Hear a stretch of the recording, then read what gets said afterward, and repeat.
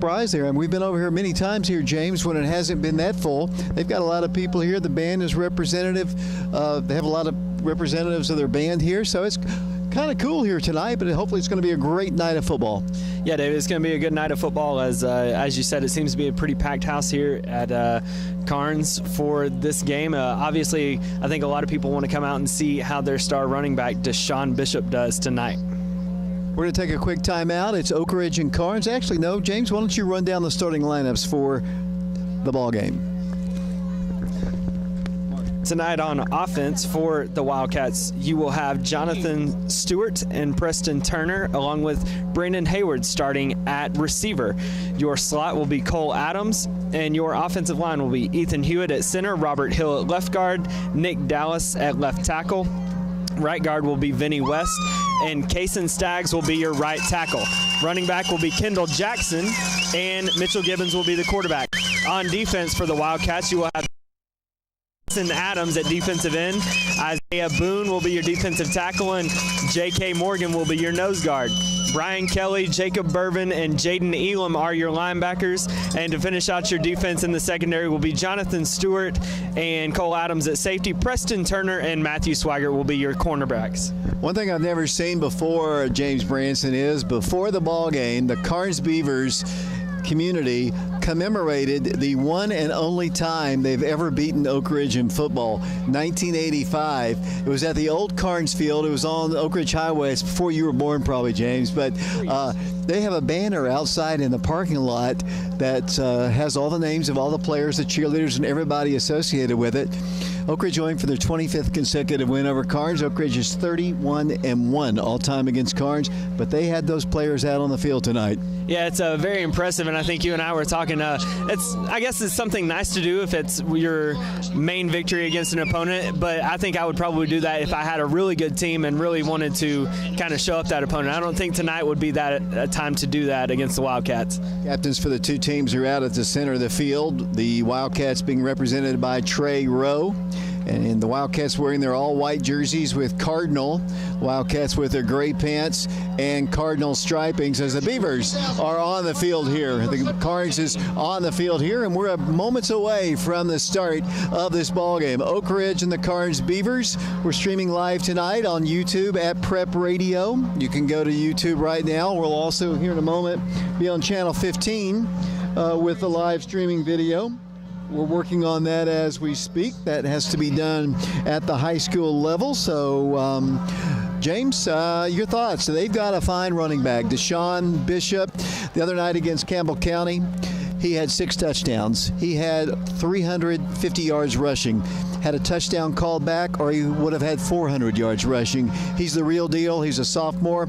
Campbell County doesn't have the same kind of speed that Oak Ridge has, so I don't believe, I hope anyway, that he'll be able to get those kind of yardage, but he's a scary looking player, and the Wildcats are going to have to be mindful of where he is. Yeah, David, as you said, he's a scary looking player, and you don't get to 360 or 400 yards rushing on accident.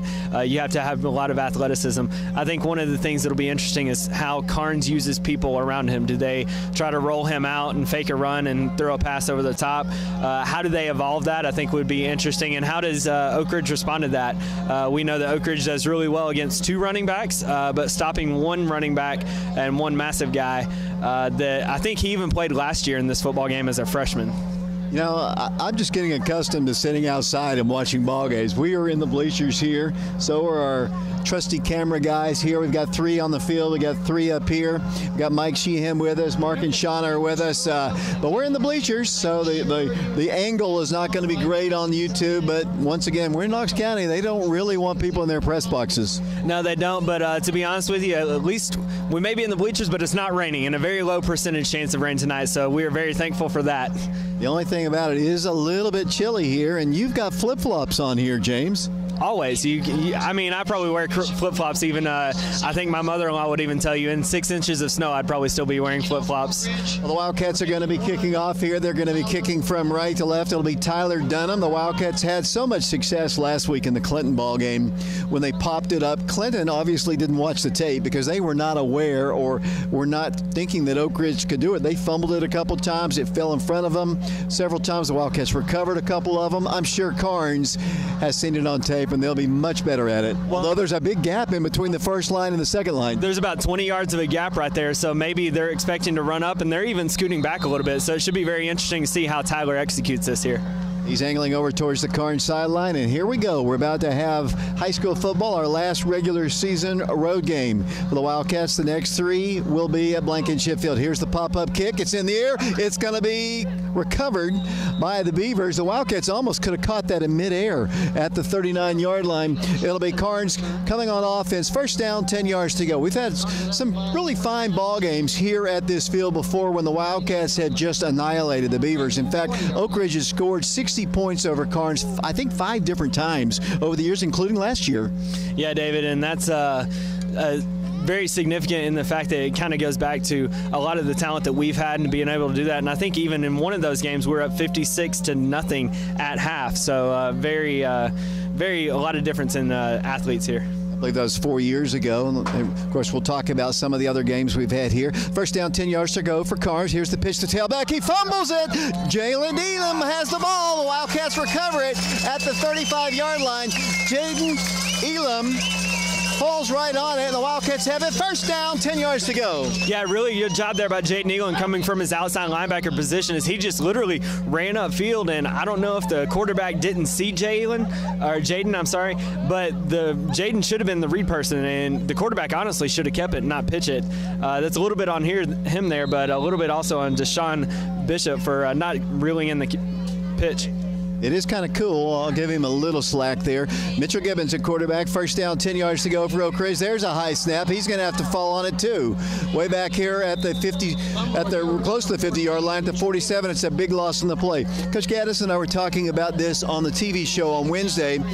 Last week's ball game, hardly any snap problems at all. We had obviously problems at West. First snap of the ball game goes sailing over Mitchell's head. It's a huge loss of 12 yards. It'll bring up second down, 22 yards to go. Yeah, David, I think that's just a little bit of a release point thing for the center, just making sure the center kind of gets the ball back and almost releasing it at his knees and not above his knees there. Wildcats have it, second down, 22 yards to go. The ball at the 47, another high snap, and he has to fall on it all the way back at the 45-yard line.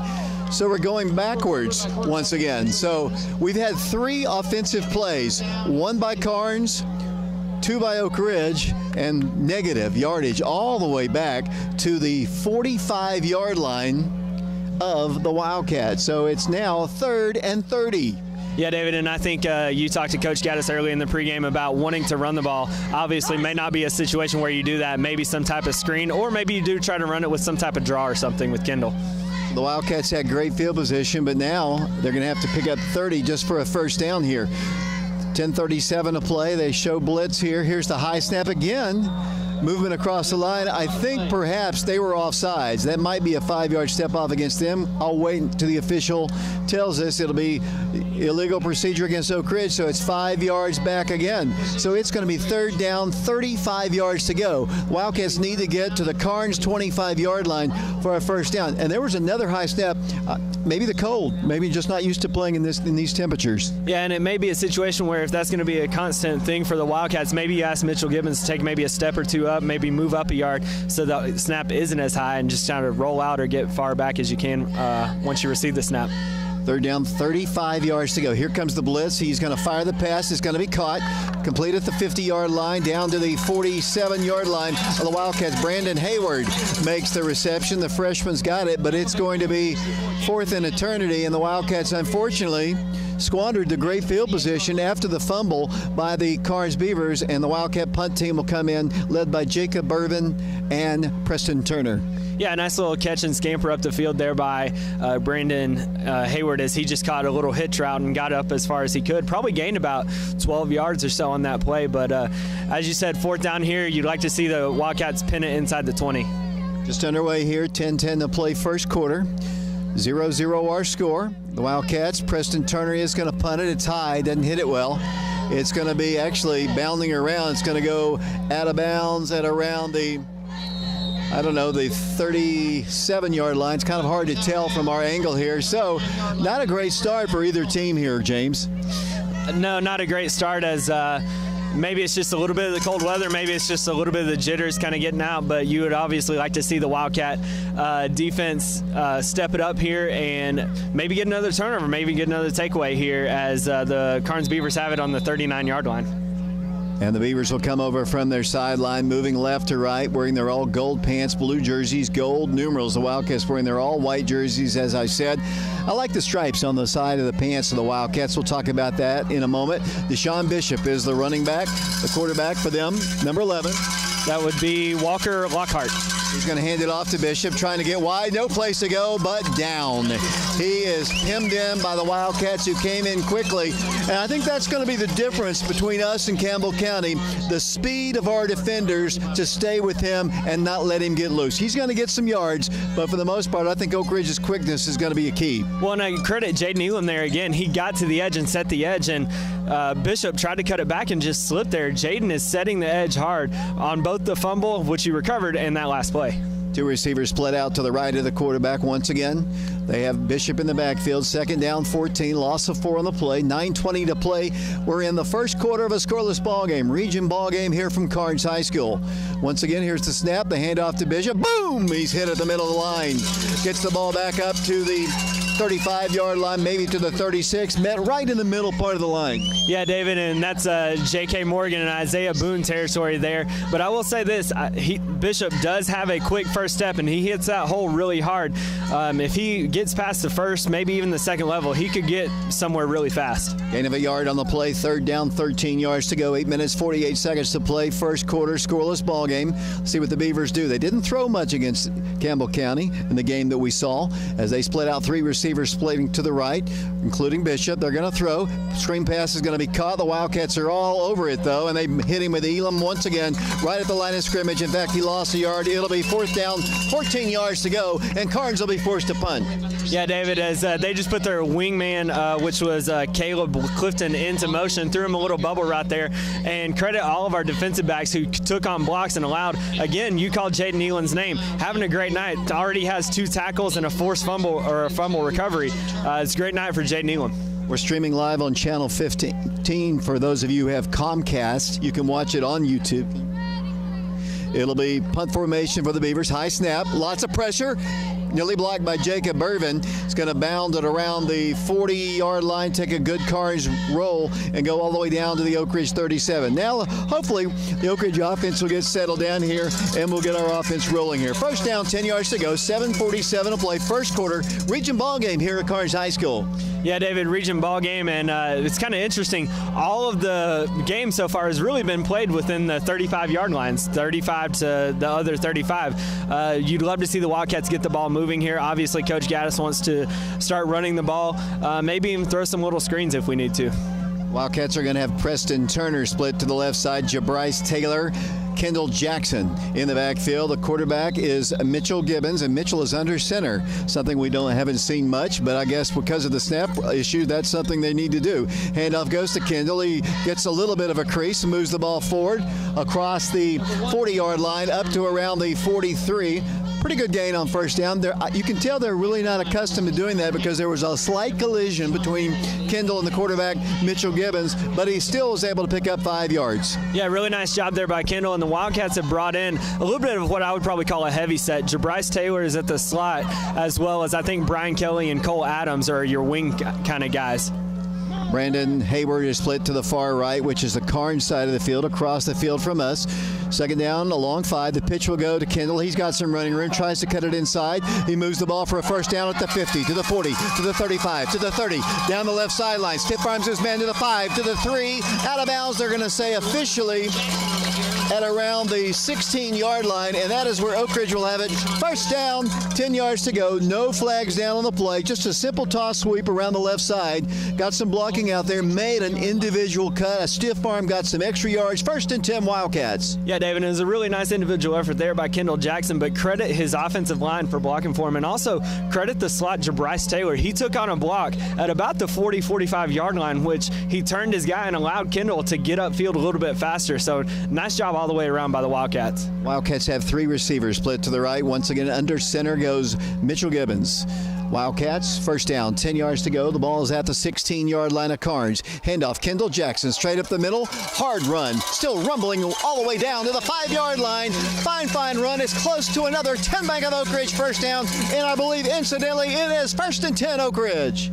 Kendall Jackson running really well under center there as just picked up a block. They put Cole Adams in motion, kind of brought him toward the center of the line, and Kendall just running behind Cole there for the first down. First down, goal to go. The ball is at officially the 5-yard line. Movement across the line. Some movement on both sides. Looks like the Beavers jumped across. 6:38 to play. We're in the first quarter of a scoreless ball game here at Karns High School. What a crowd the Beavers have across. That might be the biggest Karns crowd that I have seen here in many, many years. Yeah, it's a really nice crowd, and I think the whole lower section, maybe their students taking up that area. So it's really nice to see their community coming out and supporting. It's really nice to see Oak Ridge running the ball as well. Cole Adams will be a slot on the left side. The Wildcats have Mitchell Gibbons at quarterback, Kendall Jackson in the backfield, Jabryce Taylor along with Jonathan Stewart. Cole comes in motion in a slot to the right. Here's the pitch to Kendall Jackson. That's a touchdown. The Wildcats take it in for the first points of the night. 6 minutes, 12 seconds to play first quarter. Kendall Jackson with the score. Yeah, it's a really nice job there by Kendall, just taking the sweep. And again, credit Jabryce Taylor as he is on the edge again, getting his guy turned outside. If I were calling plays here, I might want to get Jabryce a play or two just to kind of reward him for his effort blocking there on those last couple plays. Camden Malcody into the ball game to attempt the extra point. The holder will be Hayden Tarwater. The snapper is Kai Hirsch. High snap. Here's the kick by Camden. It's up and it's good. 7-0 Oak Ridge. 6 minutes, 12 seconds to play. We're in the first quarter here at Karns High School, and we'll be back to Karns in 60 seconds.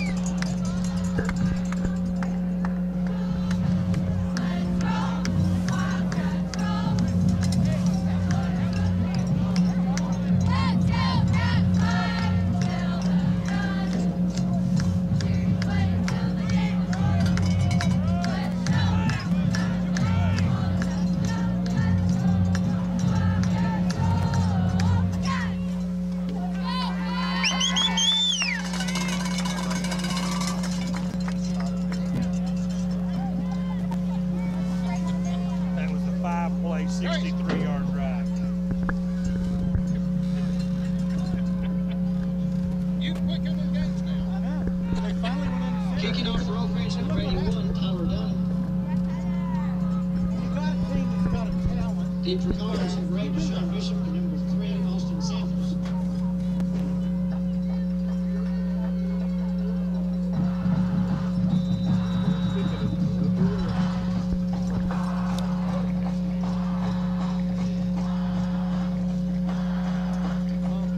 Welcome back to Karns High School. Here's Tyler Dunham's kick, a little deeper this time. It's going to be bounding. He fumbled, picked up, fumbled again. Ball's on the ground. Who's got it? I think the Cardinal in gray have pounced on the ball right at the 20-yard line, and Oak Ridge is going to take over. The Wildcats kicked it off just a little bit deeper this time. The ball was fumbled right in front of the Wildcats, who pounced on it for the turnover, and the Wildcats once again a great field position. Yeah, David, it was a nice job there by individually by Jacob Bervin as he was sprinting downfield, and really what caused the fumble was Jacob getting down there and hitting the guy so hard that the ball just came forward, and I wasn't exactly sure who recovered it there, but nice effort getting down there on special teams. Here come the Wildcats once again on offense. Once again, the Wildcats will come up. First down, 10 yards to go. Ball is at the 23-yard line. Mitchell Gibbons fires the pass complete. Up the right sideline to the 5, to the 2, into the end zone. Touchdown!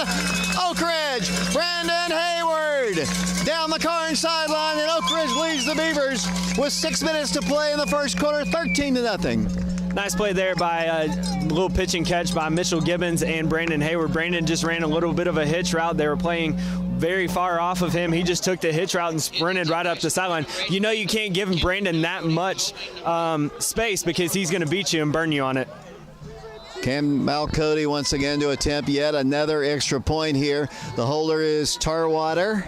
Snap is good. Kick by Cam is up, and it is also good. 14-0 Oak Ridge. We've played 6 minutes. We have 6 minutes left in this quarter. So we'll send it off to Brian Bennett. Back for another Wildcat kickoff in 60 seconds. How long? 35 nothing into the third at the 23.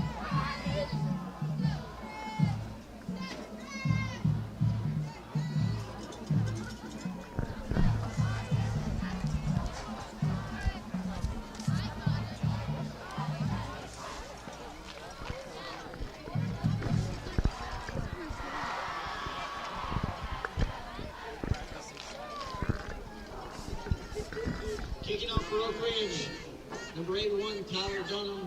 Deep for Karns. Number 3, Austin Samples. And number 8, Deshaun Bishop.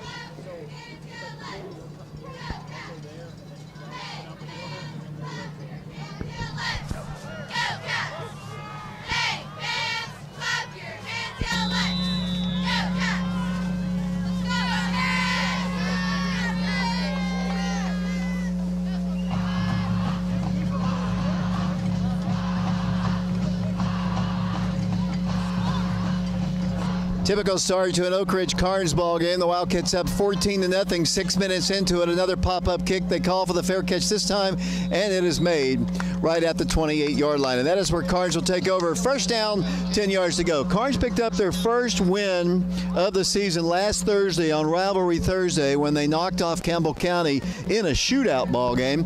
So far, they have had trouble holding on to the football. A lot of times, and I've talked to many coaches over the years, they say that just the name Oak Ridge sometimes intimidates teams. They haven't beaten us in 24 consecutive games, and that might be the case now. A little bit of nerves. A little bit of nerves, and you can honestly see it by how much Karns has kind of fumbled the ball away here a few times. First down, 10 yards to go. The quarterback's going to roll, look in the flats, fires the pass, is going to be caught by Bishop. Bishop is going to be tackled right at the line of scrimmage. He didn't really get much of anything, maybe a couple of yards at most. Wildcats once again kind of spread it out once again. They're going to be, Jaden Williams is having a great start to this game. They only gained 2 yards on the play. They're just kind of shading him wherever he goes. But one thing that's different in this ball game, James, between the Campbell County ball game is the fact that we saw Deshaun under center or behind center. He took direct snaps most of the ball game. Yeah, and on that play, he was out wide as a receiver, as you see him back behind the quarterback in this scenario here. Second down, 8 yards to go once again. Receivers left and right. Quarterback's going to roll, pitch it to the tailback, or the running back. He's going to be hit, and he's going to move the ball to the right. Has some running room now on the right side. He's going to go to the right. He's a block in the back. He's going to be slung down before he gets the first down by Cole Adams. It'll be third down and about 2 yards to go. He found nothing at all on the left side of the line. Cut back on side. There wasn't a whole lot of white shirts there. He did come back that way and got the ball up the field. Looked like, I don't think there's any flag there, but it's going to be third down and about 3. Yeah, David, credit the pursuit of the Wildcats there as Cole Adams came from his safety position to kind of chase him down. But the Wildcats basically forced him to run about 60 yards to pick up 8 because he, as you said, ran all the way to one side, ran all the way back to the other, and he barely got maybe not even 8 yards, maybe in 5 yards. 14-0 Oak Ridge, 4:28 to play. We're in the first quarter. Third down, we'll call it, 3 yards to go. Ball is at the 35-yard line of the Beavers. Quarterback back to pass, dumps it out of the backfield once again. He dropped it onto the turf here at Karns. It'll be fourth down, and the Beavers will be forced to punt. Yeah, it's a really nice design play there by Karns. I think they're just trying to get Bishop the ball in any way or fashion that they can, motioning him out of the backfield there. Jacob Bourbon was in coverage but tried to fight off a block in order to get out there to guard Bishop. But luckily for us, we didn't find out the result because Bishop dropped the ball again. Preston Turner standing back at around the 35-yard line for the Wildcats, expecting the Karns punt. The Wildcats had great pressure on him. I wouldn't be surprised if we don't block one, maybe 2 in this ball game here tonight. Let's see if they do it on this one. Fourth down and 3. It's a terrible snap. Here's the pressure. The kick is away. It's short, but it's going to take a bounce and roll dead at the, looks like the 45-yard line of the Wildcats, and that's where Oak Ridge will take over. First down, 10 yards to go. 4:07 to play in the first period here at Karns High School. 14-0, and here comes the offensive unit once again onto the field for the Wildcats. One thing we haven't talked about, James Branson, the Wildcats suffered yet another injury during the week. Jalen Hayward, senior standout, has had a great senior campaign, dislocated his wrist and his hand. He's going to be out for a while. Yeah, David, I think one of the benefits of having such depth at receiver, I mean, you got Jonathan Stewart, Matthew Swiggert's in right now, Preston Turner, you got a lot of depth at receiver, so you hate to lose Jalen, but you still have depth. Once again, the Wildcats are back in the shotgun. The Wildcats went under center for their first scoring drive. First down, 10 yards to go. The ball's at the 45-yard line of the Wildcats. A little quick pass to Cole. Cole Adams needs a block. He's got it. Moves the ball to the 50, to the 45. That's a 10 back of Oak Ridge first down. Driven down hard on the sideline.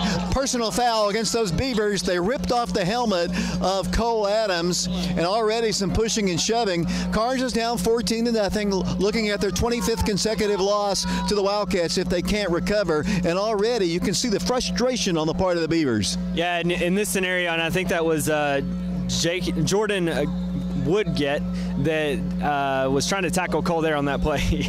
Yeah, it's a very interesting name, but obviously he was a little upset with that, and you just got to keep your head. If you're going to be down in these type of scenarios, you can't get frustrated. You just got to keep playing, and obviously they got too frustrated there, and that's going to cost them an initial 15 yards and put Oak Ridge within the 30 on a second play of a drive. He said he's got to keep his head. We got to keep Cole's head on there. That's a good point. As fortunately for us, Cole doesn't have to come out on that play because his helmet was ripped off, as opposed to if the helmet comes off any other way, you would normally have to come out, although I do see him on the sideline there. Ball's at the 26-yard line, first down, 10 yards to go. 3 minutes, 55 seconds to play. 14-0 is our score. Jabryce Taylor in the backfield for the Wildcats. Oak Ridge has Matthew Swigert to the left. The Wildcats 2 receivers to the right, including Jonathan Stewart and Brandon Hayward. Mitchell Gibbons is the quarterback. Second all-time leading passer in Oak Ridge High School history. We'll talk about that. Here's the handoff to Jabryce. Jabryce has a little bit of a hole. Moves the ball across the 20, down around the 19-yard line. The Oak Ridge offensive line once again providing huge holes for the Wildcat backs to run through. Really nice holes for Wildcat backs. It doesn't matter if it's Kendall or Jabryce back there, and I'm glad that they're giving Jabryce Taylor some carries, especially because of how well he blocked on 2 drives ago for Kendall. The Wildcats have it, second down, 3 yards to go. The ball's at the 19-yard line, 3:29 to play first quarter, 14-0. The Wildcats in the lead. 2 receivers split to the right once again. Jabryce Taylor, the lone running back, in the backfield behind Mitchell Gibbons. They show blitz. Here comes the pass. Mitchell fires a pass complete. Matthew Swigert. Great combination when they were at Jefferson Middle School. Moves the ball to the 10-yard line. That is an Oak Ridge first down. You know, David, that pass has been there all night long. We saw it on the first drive when we were backed up. We saw it on the third drive when Brandon Hayward scored, and you're seeing it here on this drive. They're just playing. Karns is just playing so far off the ball that it's giving basically short underneath routes and easy completions for Mitchell. Wildcats once again have it. First down, goal to go. The ball's to the 8-yard line. The Wildcats have seen Karns make mistake after mistake after mistake in this one. The Wildcats trying to take advantage. They didn't have the first drive. Let's see what they can do here on their fourth drive. They're already up 14-0. Jabryce is the lone running back. 3 receivers to the right once again. Ball's at the 8-yard line. First down, goal to go. Jabryce gets the handoff. Jabryce at the 5 fumbles the football. Ball's loose on the ground. The Beavers say they have it. And let's see, the Karns Beavers do have it. So Jabryce hit the hole, got stripped right in the middle of the line as he got to the 5-yard line, and the Wildcats turned the ball over. Yeah, David, he made a nice move as he got through the line of scrimmage there, but I think he just got the ball a little too far out from his body, which you don't like to see there, as I believe it was Caleb Clifton that fell on the ball for the Karns Beavers. Caleb Clifton, the person that fumbled one of the kickoffs there away, so kind of makes up for it for himself. Camera personnel tonight, we have John Oliver, we have Alex Waraxa, we also have Bryson Brown down on the field. We have Lee Wexler. We also have Christian Rosas Rodriguez along with Matthew Charles. Here come the Beavers once again. They have struggled to get anything going. Deshaun Bishop has been hemmed in everywhere he's wanted to go by the Oak Ridge defense. Let's see what they do on this drive. First down, 10 yards to go. The ball is resting at the 5-yard line of the Beavers. They're going to go with Deshaun with a direct snap to him. He's going to try to run the ball. He's in the end zone. He's going to try to get to the corner. He's going to be dropped after a gain of about 5. And then a late flag. We might have a face mask. We'll have to check what the penalty will be, who will be against. We'll see. They're going to say Jacob Irvin made the stop.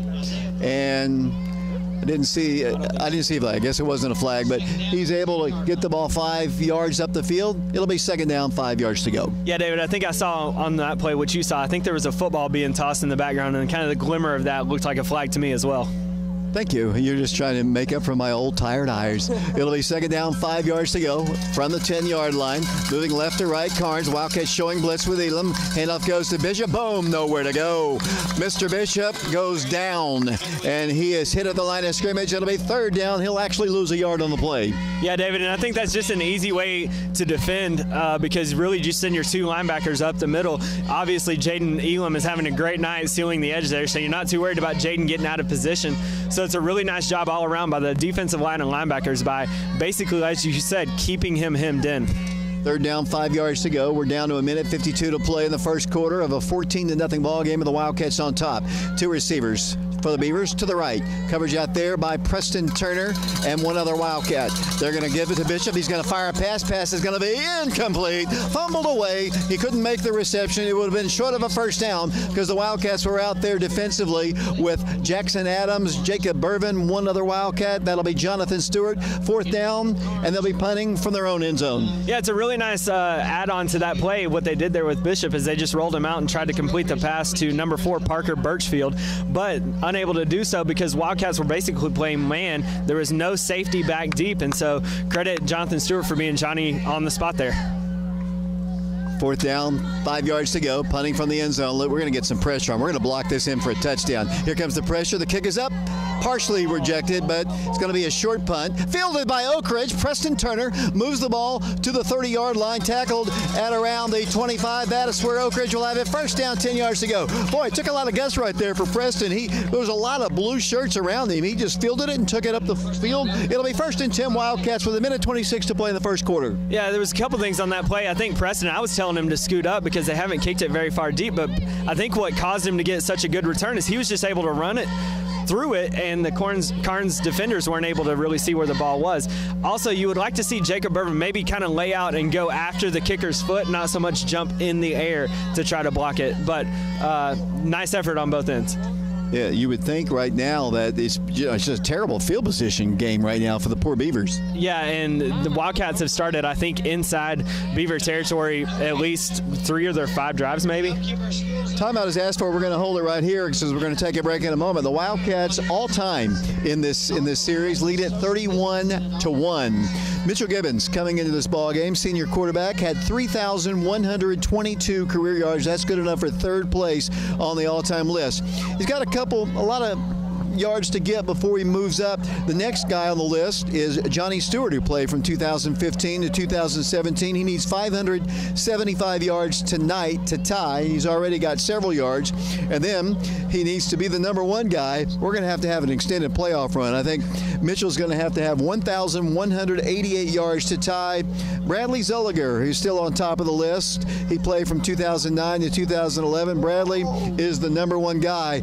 Mitchell's going to have a lot of career ball games the rest of the way. We have 3 regular season games after this one, and hopefully a lot of playoffs. Well, David, you mentioned the next one as well. He's already thrown a touchdown pass tonight, so he is already tied for number 2 on the list for touchdown passes. His 38th touchdown pass. He ties Scott McMahon, who played from 2002 to 2004. You played with him.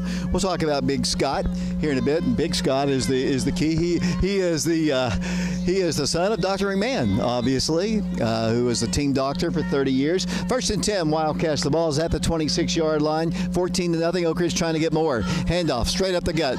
Hard run behind the center. Ethan Hewitt. The Wildcats move the ball with Jabryce Taylor up to the 22-yard line. Really hard run that time by Jabryce, hitting the hole really, really hard. Yeah, and he hit the hole really well, and a little bit of deception by the Wildcats there, as I believe they sent Cole Adams in motion across the backfield to kind of distract the defense's eyes, as Bryce is able to pick up about 4 yards on that play. It'll be for the Wildcats. Second down, 6, as James mentioned. Gain of 4. Under a minute to play in the first quarter. Mitchell Gibbons from the shotgun in motion. Once again come the Wildcats. The handoff goes to that back, and that's Preston Turner. Preston Turner at the 5, into the end zone. Not quite. Tackled at the 3-yard line. We're going to be first and goal for the Wildcats after a 10-back of Oak Ridge. Just nothing fancy. They hand it off to the slot who came in motion. That's Preston. First and goal, Oak Ridge. Yeah, Preston runs that better than almost anybody I've ever seen, because what Preston does with his eyes is he looks for the first hole he sees. A lot of guys that run that sweep just try to run to the sideline and beat everybody there. But Preston, he saw the first hole and cut it up and gained almost, I think, 15 yards on that rush. Wildcats have a couple receivers split to the right. The ball's at the 5-yard line. Here comes Mitchell to Jabryce, and this time no place to go. Slung down for a loss.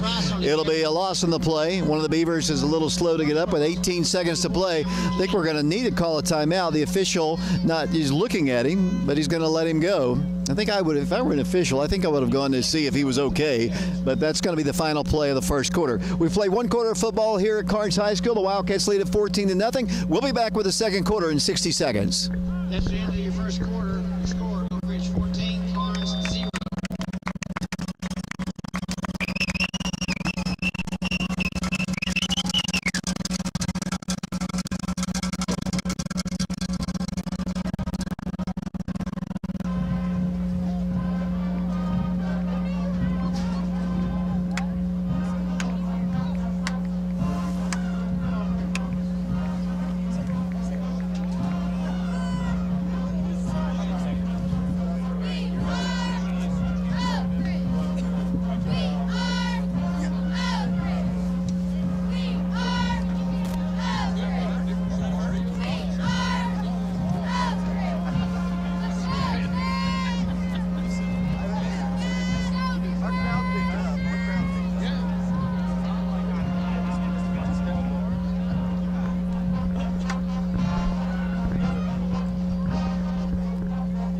David Clary back here along with James Branson. We're on FM 92.7, FM 94.7. Mike Sheehan is with us here.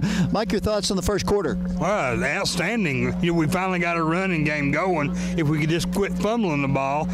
For whatever reason, both teams were having trouble handling the ball tonight. Hopefully we can get our ball control better and continue to pile on the points. One thing you might be a factor here, and James and I have talked about it, it is the coolest night we've played in. It absolutely is, David. It does have a factor. And it seems like there's a little moisture in the air, too. I think the field's a little bit damp also.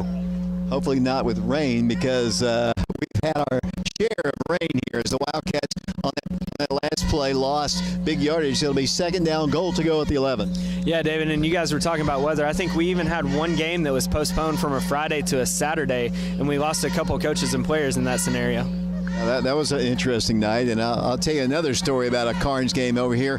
Mitchell Gibbons to pass, has all day, fires it into the end zone, incomplete.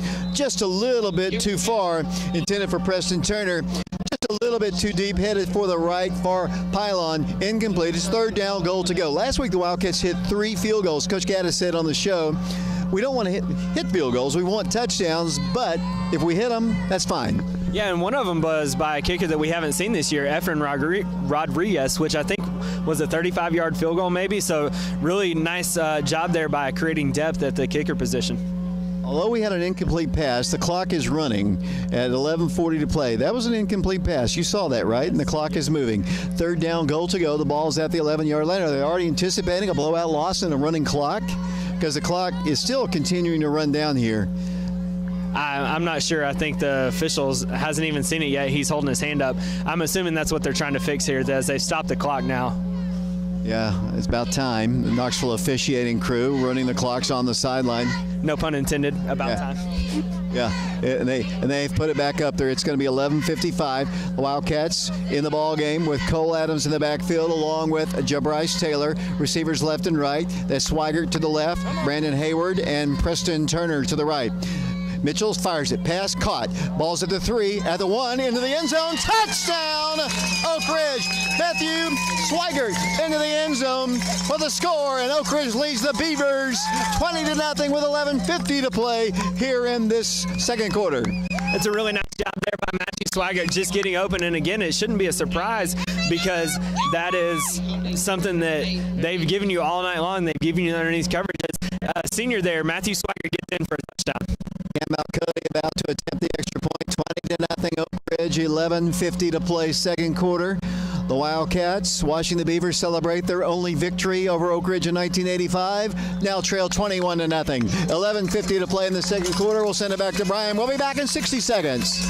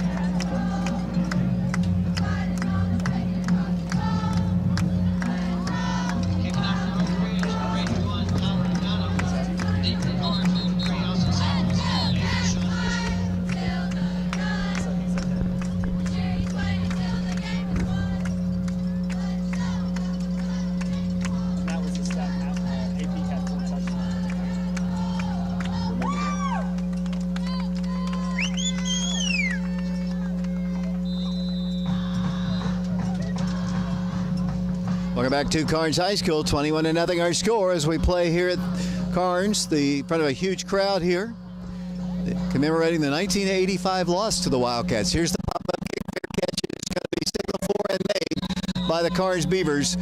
The ball is going to be right around the 32-yard line.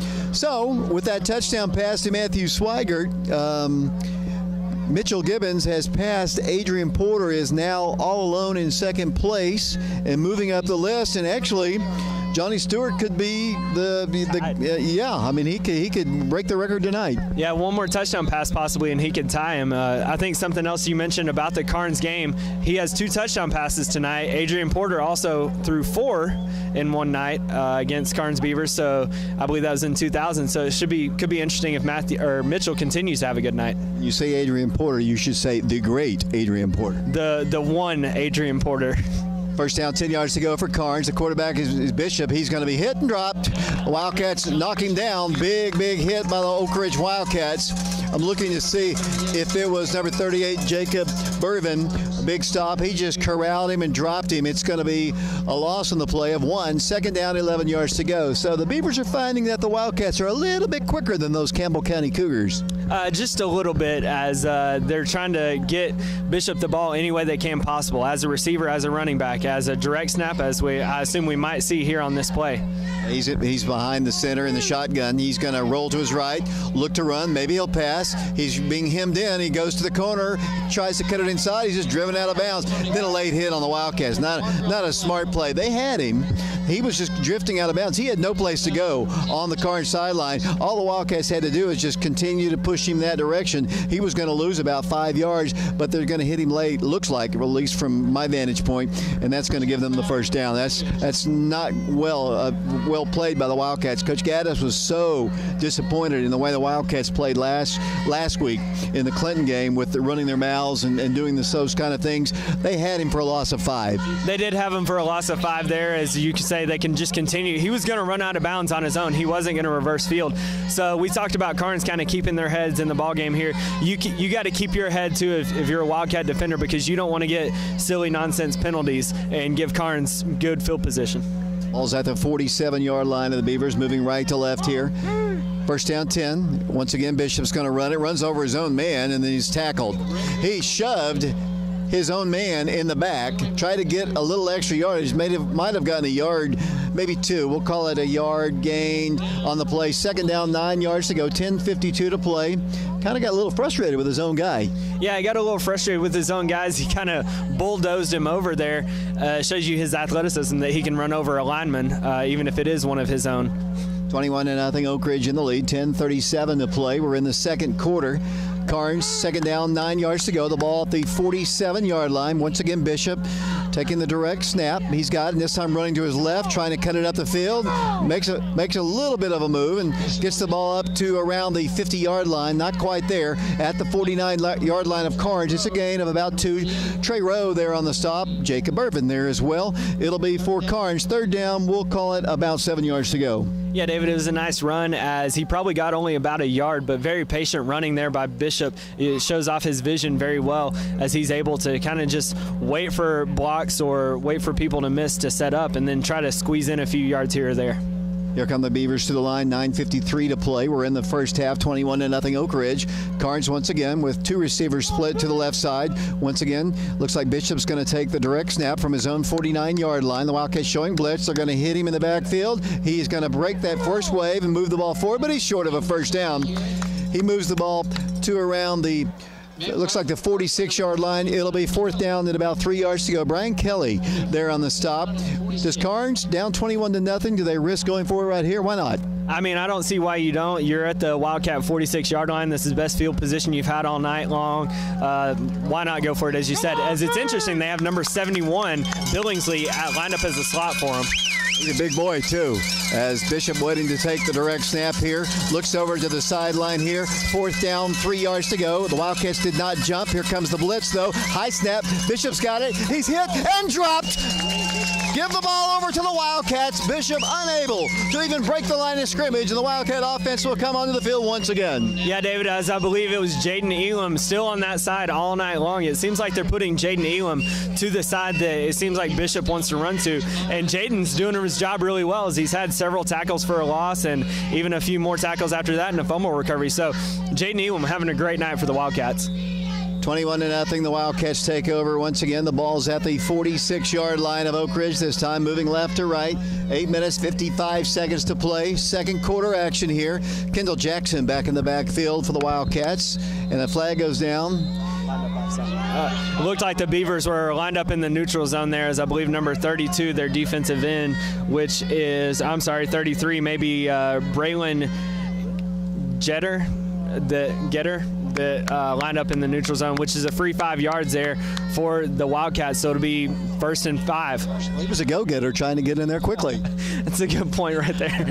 Oak Ridge, first down, 5 yards to go, 8 minutes, 55 seconds to play. The ball across midfield now at the 49-yard line. Wildcats looking at a blitz here. Mitchell's going to hand it off. Kendall Jackson. Kendall Jackson moves the ball for a 10-back of Oak Ridge first down. He's down the Oak Ridge sideline, driving his legs, continuing to drive, and now is finally going to push down at around the 25-yard line. 1st and 10, Oak Ridge.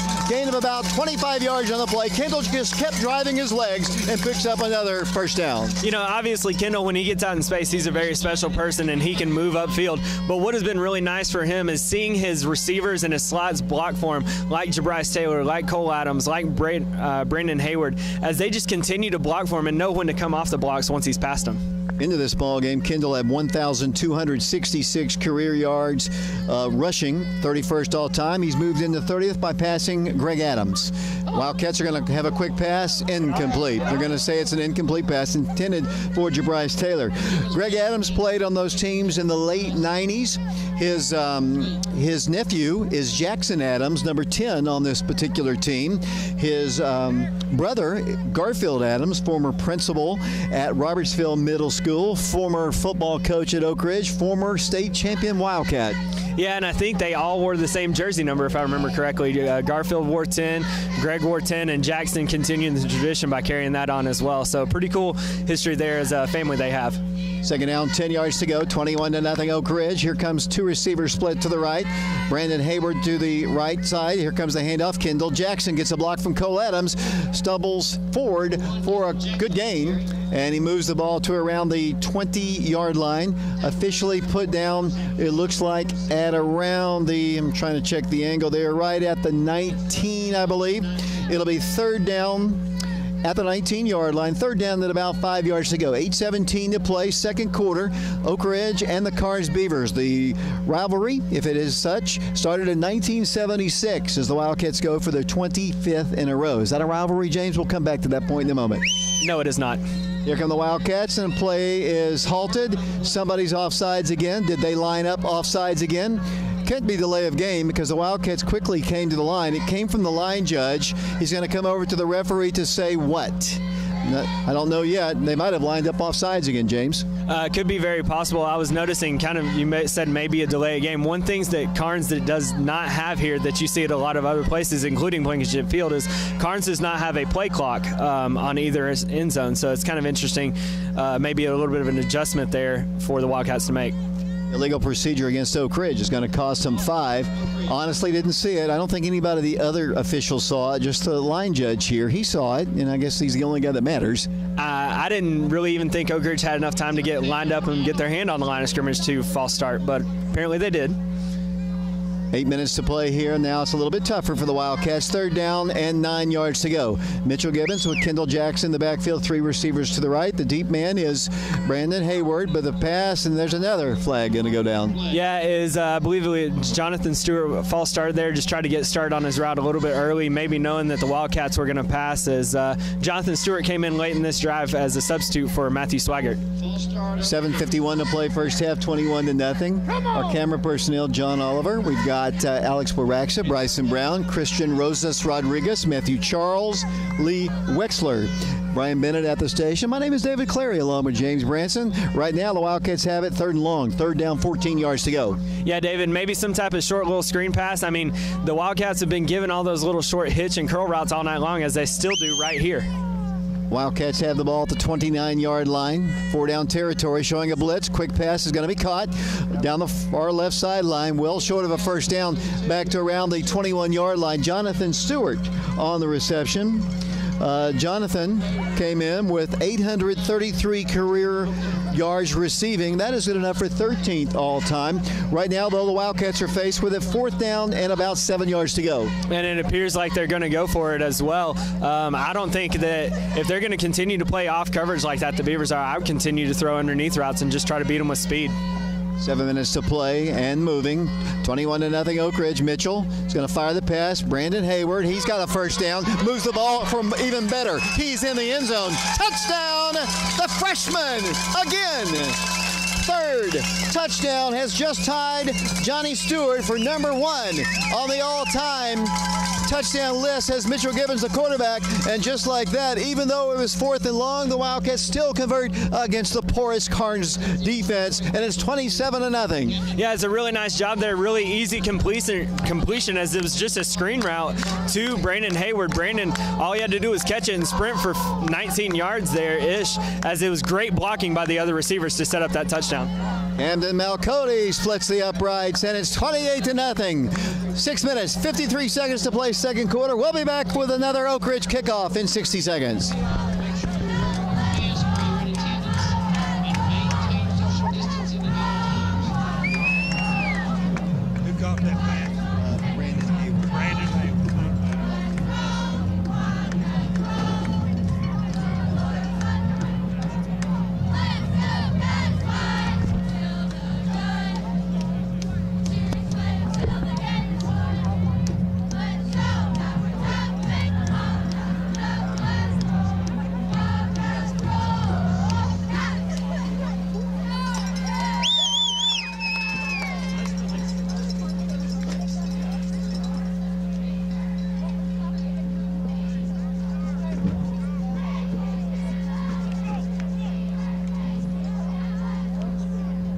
Picking off for Oak Ridge, number 81, Tyler Dunn. 8 for Karns. Number 39, Tristan Duke. And number 8, Deshaun Bishop.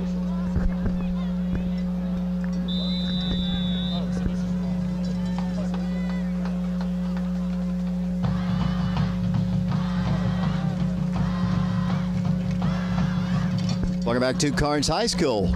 West Knox County here. Beautiful night here. Cool, good Oak Ridge crowd here. Great crowd from Karns across the way.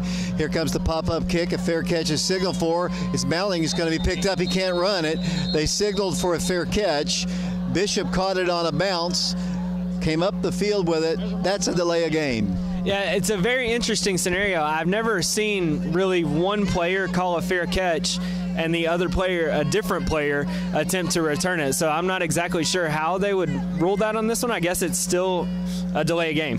Right, because it stops the whole kick team from coming down. They have to stop them. Yeah, it makes sense. It was, and honestly, if that ball gets to Bishop there, Bishop had a nice little lane that he could have run it through, and he continued to go upfield. So it's unfortunate for the Beavers, but very fortunate for the Wildcats. So the Oak Ridge defense can do. They have been so good in these region ball games, especially with the exception of the West game. They had their struggles in that game, at least in the second half of that game.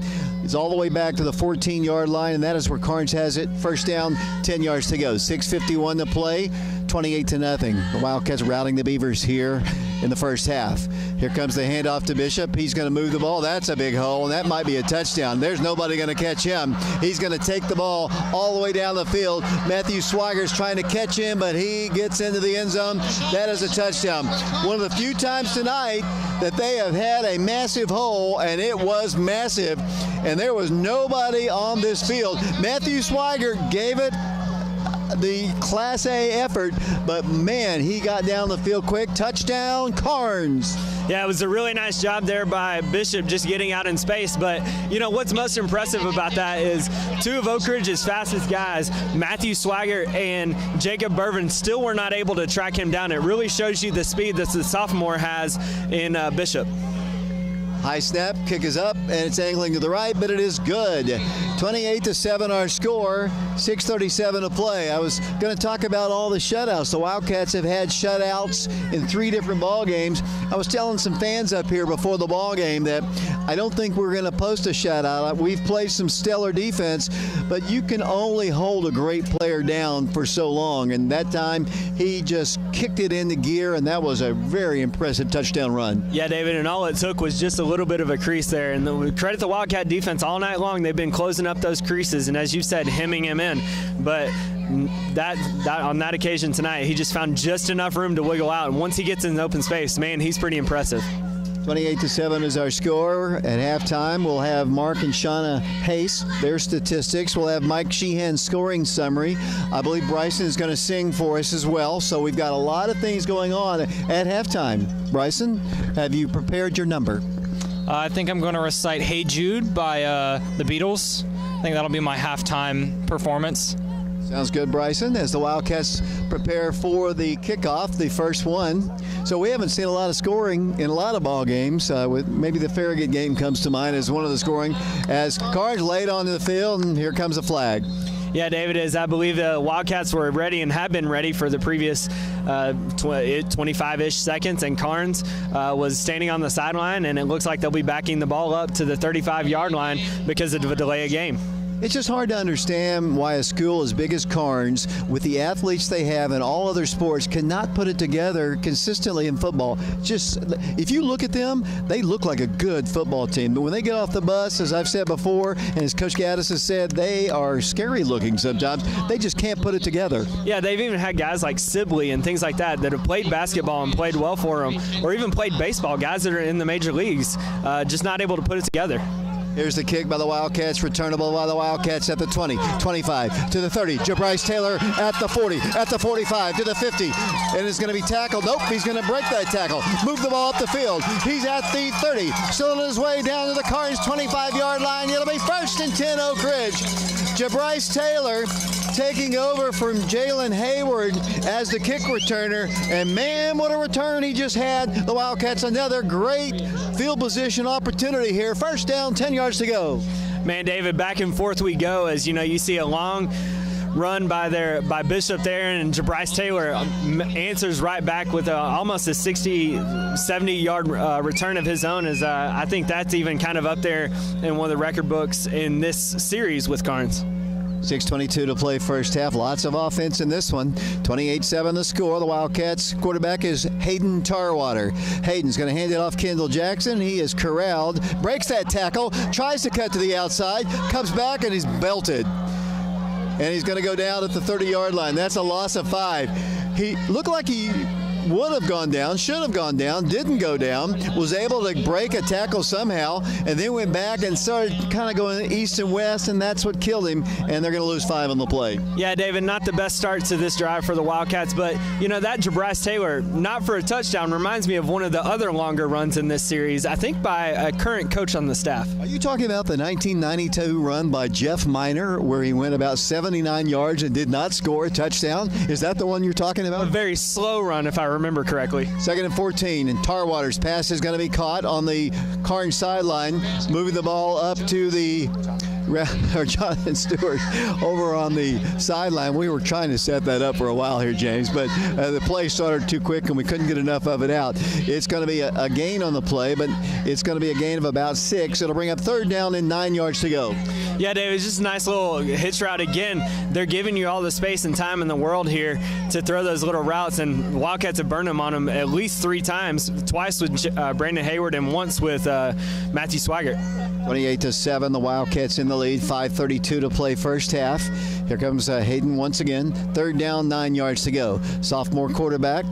Feeling pressure, the pitch will go to the running back. That'll be Kendall Jackson. Kendall Jackson mows the ball forward. That is a 10 back of Oak Ridge first down. Lowered his shoulder and ran over a beaver. 1st and 10 Oak Ridge. That was a really, really nice hard run by Kendall Jackson. Really, really hard run by Kendall Jackson. And it looks like we've got ourselves a little bit of a running back duel here at Karns. As you know, you see what Bishop's been able to do, but what Kendall does so well is he basically just punches, and then eventually he's going to hit a big knockout punch, and he has several times here tonight. 1st and goal for the Wildcats, 5:12 and counting, 28-7. We're in the 2nd period. Karns High School, the Wildcats are off next week. No football at all for the Wildcats next week. 2 weeks from tonight, we're at home against the Mount Juliet team. Wildcats, 1st down, goal to go. The ball's at the 9-yard line. Hayden Tarwater at quarterback. Hayden's going to hand it to Kendall. This time, nothing. Hit at the line, push back. Nothing there at all. maybe a possible yard. It'll be second down goal to go for Oak Ridge. Yeah, David, it seems like the Karns defense was trying to pin everybody in and blitz the outside linebackers, trying to prevent Kendall from escaping outside, and all he had to go was go right in front of him. As you might like to see Hayden pull it. I know Hayden has a little bit of speed there. If he pulls that, he may be walking into the end zone. It was a loss of 2 on the play. My apologies. Second down, 11 yards to go. Hayden once again from the 11-yard line. Wildcats second and goal. Hayden's going to pass, pumps once. Pass complete. Jonathan Stewart looks to the end zone, slides down, falls down. As he made a cut, that was 6 points all the way for Jonathan Stewart, but he made a cut to his right and he lost his footing. It'll be third down goal to go. The ball is at the 4-yard line. Yeah, David, the paint over there on that 5-yard line must have been just a little bit thicker as he tripped up just over that. I don't know what it is, but right over there, he tripped on that hash mark. 3:50 and counting here. We'll have a scoring summary at halftime. Mark and Shauna will have their stats. Bryson's going to do Hey Jude. We got a lot of things to have get done here at halftime. The Wildcats third down goal to go. The ball's at the 4-yard line. Once again, we might have some scores of other ball games. Hayden Tarwater is going to hand it off. No, Hayden's going to pass if he can. Nope, he's sacked. He is drilled. Didn't get a whole lot of blocking back there. They came in strong. Then he tried to protect him, but he couldn't get him, and they lose it back to the 15, and the Wildcat field goal unit will come into the ball game to attempt a field goal from the middle part of the field. Yeah, David, as Hayden just was trying to roll out and get away from pressure there, couldn't really throw it away toward any other receiver, as we have Efren Rodriguez coming in again. It looks like Efren may be our long distance kicker here. Going to put the ball down right at, looks like the 22-yard line, making it a 32-yard kick. He hits it well again. This one's up, hits the goalpost, and comes back. It's no good. So Efren just missed it, and the Beavers will take over first down, 10 yards to go. Don't want to let Karns have any more momentum. Of course, that right there, the kick there obviously is a momentum shift, and their last touchdown, the Wildcats need to keep them down where they are and head to the dressing room with a 28-7 lead. If not, get the ball back and score again, but just not let them score again. Yeah, David, and a good thing about that kick is that it was at the 22-yard line, so the Wildcats still have the Beavers pinned in their own territory. Obviously, you don't want to miss the kick, but what would be even better here is if you get another turnover, maybe force a fumble or possibly an interception here by Karns. It'll be Karns first down, 10 yards to go. The ball's at the 20-yard line. 2:49 to play. Second period here at Karns. Once again, 2 receivers to the left. Their quarterback is back in. Bishop is the running back. They have a slot to the right, actually 2. It's got a quarterback running the ball. No, he's giving it off to Bishop. Bishop once again moves the ball forward, and he's beginning to find a little bit of a rhythm here. He is tackled right at the 30-yard line, about a 10-yard gain, unless they count him just a little bit short. I think they're going to put him down officially at the 30-yard line, so that should be a first down. It is. First down for the Beavers here, 2:35 to play. Yeah, David, it's pretty impressive his speed that he has as he's just able to take a handoff and scamper for about 10 yards, as I believe we have an injured Wildcat on the play. Yes, we do, as he's going to come off. That'll be Jabryce Taylor. Brian Leffler, the trainer, is out to make sure he's okay. He's going to come off just a little bit slow. This injury timeout is brought to you by the Oak Ridge Pharmacy. Stop by there. They have all the brand new masks and coverings that have all the Oak Ridge lettering on it. They have a lot of things. It's a great locally owned business and very supportive of us. One of our sponsors obviously sponsors basketball. They sponsor a lot of people in a lot of sports, a lot of activities. It's a great guy. Oak Ridge Pharmacy, I highly recommend them. Yeah, it's really nice of them as we're able to mention them as our sponsor here. As one other thing to kind of note is Preston Turner kind of out of the ball game here, was I think getting looked at one point. So as he's come back on the field now, and it doesn't seem to be hurt too bad. First down, 10 yards to go for the Karns Beavers. The ball at their own 30-yard line, 2.5 minutes to play. Quarterback hands it off this time. This time Bishop not much there. 3 or 4 yards. Let's see if Karns starts using some of their timeouts. They're down 28-7, trying to avoid their 25th consecutive loss to the Oak Ridge Wildcats. Their only win came in 1985, and we saw some of those players out on the field before the ball game, James. Yeah, David, and it's one of the longest streaks we've had against any other team. I think maybe the only other one that I can think of that was that long was Farragut against Oak Ridge in the to late 90s and even into the early 2000s. Longest probably was McMinn County all time, but you're exactly right with those. Second down, 7 yards to go. Once again, Bishop, this time he hits the outside, and the Wildcats are going to have to grab him. They do not. He's up the field, and he's all the way up to the 25-yard line. First down, 10 yards to go. He is fast as lightning. The Wildcats had a lot of white shirts over there, but he ran right past them. First and 10, Karns. They have an opportunity to get on the scoreboard here. They have the ball at the 26-yard line of Oak Ridge. Yeah, David, as what you really need to do is really force him not just to the sideline, but out into the sideline, as some of the Wildcat defenders had angles on him to tackle him. First down, 10 yards to go, 95 seconds to play first half. Wildcats trying to keep the Beavers from scoring here. Wildcats, here's the snap, here's the handoff to Bishop. This time he's tackled.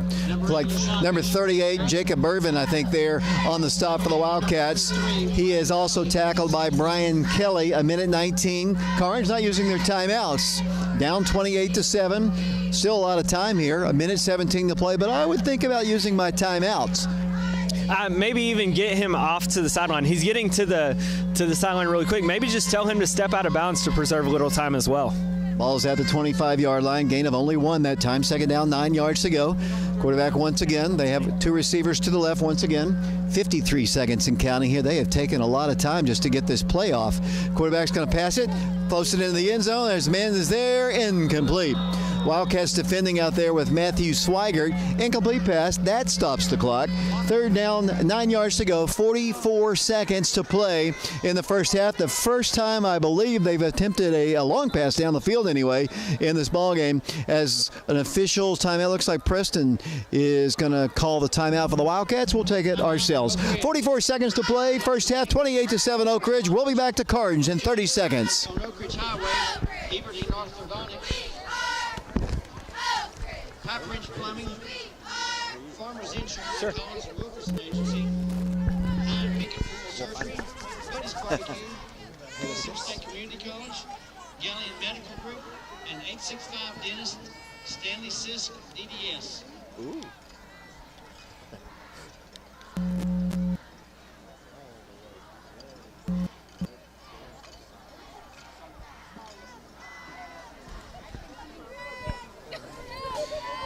James Branson back here at Karns Beavers Stadium, as we would like to thank our sponsors for tonight's broadcast: Fox Insurance of Oak Ridge, Tin Bank of Oak Ridge, Sexton Automotive Group, Oak Ridge Utility District, the Oak Ridge Pharmacy, Gaia Loco, Stan Sisk DDS, Nathan Miser of Shelter Insurance, Betsy Coleman Realty, Ortho Tennessee, Mortgage Investors Group, Tracy Larrabee, who is sitting right near us, CPA, MacArthur Animal Hospital, Cook's Comfort System, OBGYN Associates of Oak Ridge, Jackson Square Barbershop, Service Pro Lube Center, Johnny Burgess DDS, Donnie Sharp with East Tennessee Spine and Sport, Jamie Norman, attorney at law, and Dr. Bill Lanahan, DDS. Good job there, James. Got it done in 30 seconds. Here come the Beavers to the line. Third down, 9 yards to go. Ball's at the 25-yard line. Snipers coming in here, James. Be careful. It'll be the Beavers.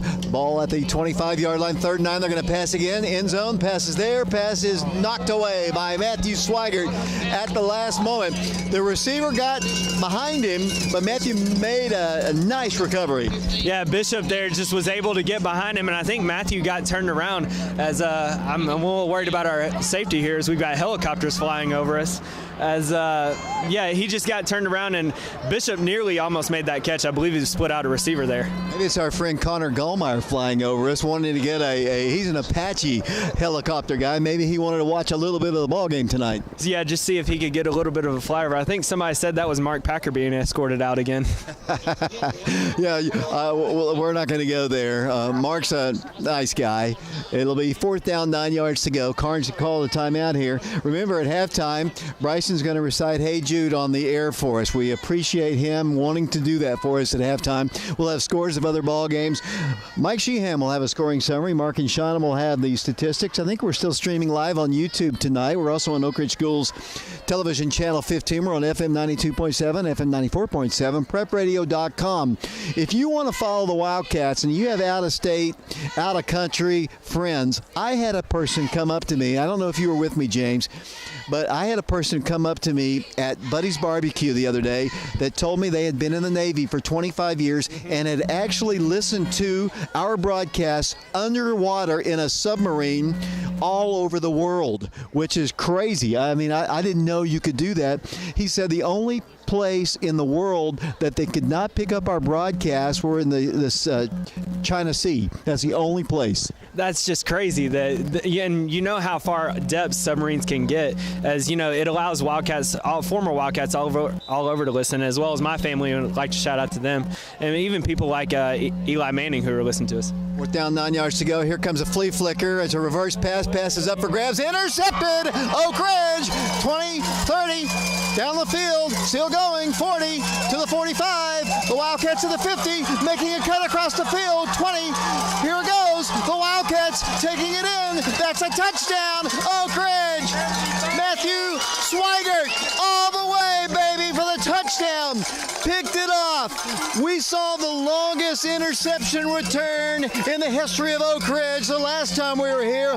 That's one of the longest, too, as Matthew Swigert on the trick pass returns it on an interception for a touchdown for the Wildcats. Yeah, David, it was a really nice job there by Matthew Swigert. He was just really far playing off on that, make sure not to prevent anything getting into the end zone, and he was just able to go up and leap into the sky for the pass and be able to pick it off. Did a really nice job around the 40, 50-yard line of tiptoeing down the sideline and getting into the end zone for the Wildcats. Wildcats to attempt the extra point. 16 seconds to play. Here's the ball down. The kick is up, and it is good. 35-7. So the trickery fails. 16 seconds to play, first half. We'll be back with a Wildcat kickoff in 60 seconds. How long was that?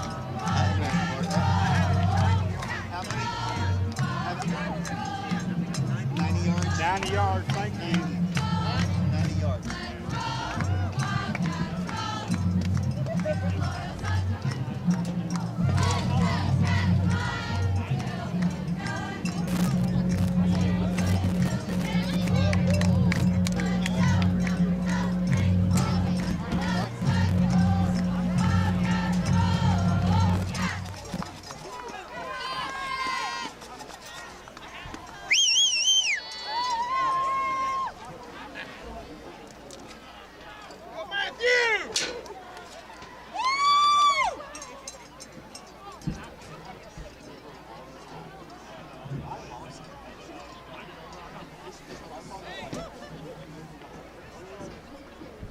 Kicking off for Oak Ridge, number 81, Tyler Dunham. Deep from Karns, number 8, Deshaun Bishop. Number 39, Tristan Duke. Welcome back to Karns High School. 16 seconds to play, 35-7 unofficially. We have that as a 90-yard interception return by Matthew Swigert. Here's the pop-up kick. Fair catch is signaled for. 90 ties in with T. Higgins, who had a 90-yarder against Webb in 2015. The longest was here at Karns High School, 104 yards by Herbert Booker the last time we were here in 2018. Tommy Laurendine had a 99-yarder against Central in 1983. Herbert Booker had a 99-yarder against Farragut at Blankenship Field in 2018. Connor Goldmeyer had a 98-yard one against Ooltewah in 2005. Chris Bond in 1962 had a 95-yarder against Elizabethton. T. Higgins had a 90-yarder against Webb, and he is tied right there with T. Higgins for 90 yards unofficially right now. We'll have to check the tape. Here comes Karns with 16 seconds to play. First down, 10 yards to go. Down 35-7. Here comes Bishop, once again trying to run. This time, no place to go. Might be a face mask. Somebody grabbed him. A whole bunch of Wildcats grabbed him on the final play of the first half. So Karns tried a little trickeration there, James Branson, and it cost him 7 points and a near school record 90-yard return by Matthew Swigert. Yeah, it was a really nice job there by Matthew, basically just staying at home and doing his job, not letting anything get behind him in his deep coverage there. And he saw the route come out of the backfield, and he just played his position and was able to get 6 points there on the board for the Wildcats. Once again, our score here at the half, 35-7. The Wildcats lead the Karns Beavers. We appreciate you listening to our broadcast wherever you might be on FM 92.7, FM 94.7, prepradio.com, Oak Ridge Schools Television Channel 15. We're also streaming live on YouTube right now at Prep Radio. We're going to take a break. 35-7 is our score. The Big Blue Band from Beaverland about to play here at Karns High School. 35-7 our score. We'll be back to Karns in 3 minutes.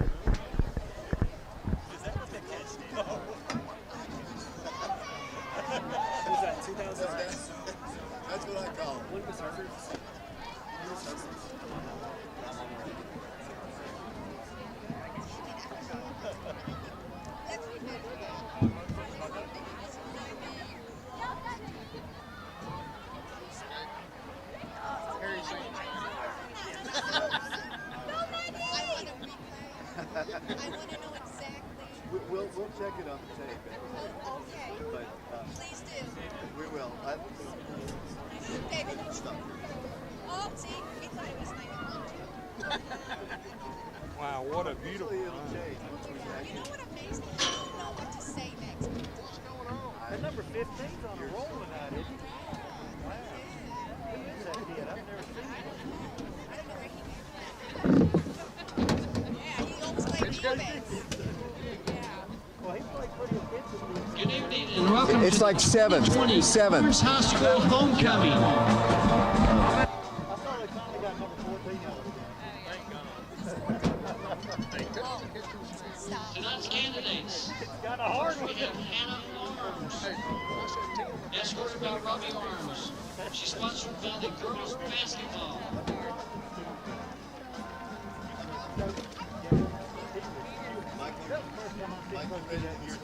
Yes. Anytime you're ready.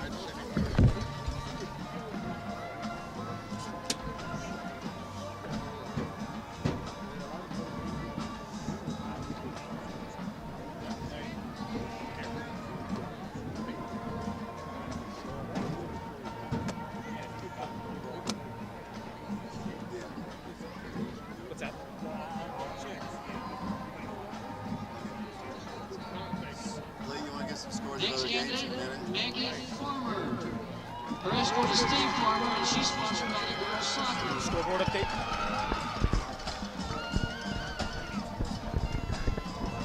You can come up here and do them in a second. We're going to let, so just, that, Right here? yeah, you can use that one. Are you out of tape too? Battery. He needs the gold battery. He needs the gold battery. It takes more battery power. Yeah. You realize Next, we have Elizabeth Hutchison. next thing we're gonna have to Her add escort is is David this Hutchison. generator. She's Yeah. sponsored by the cheer team. Yeah.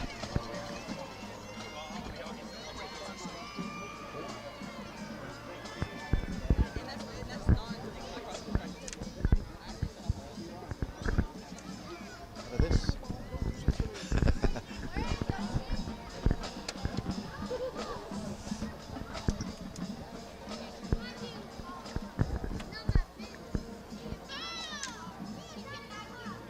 Next, we have Rebecca Kirkland.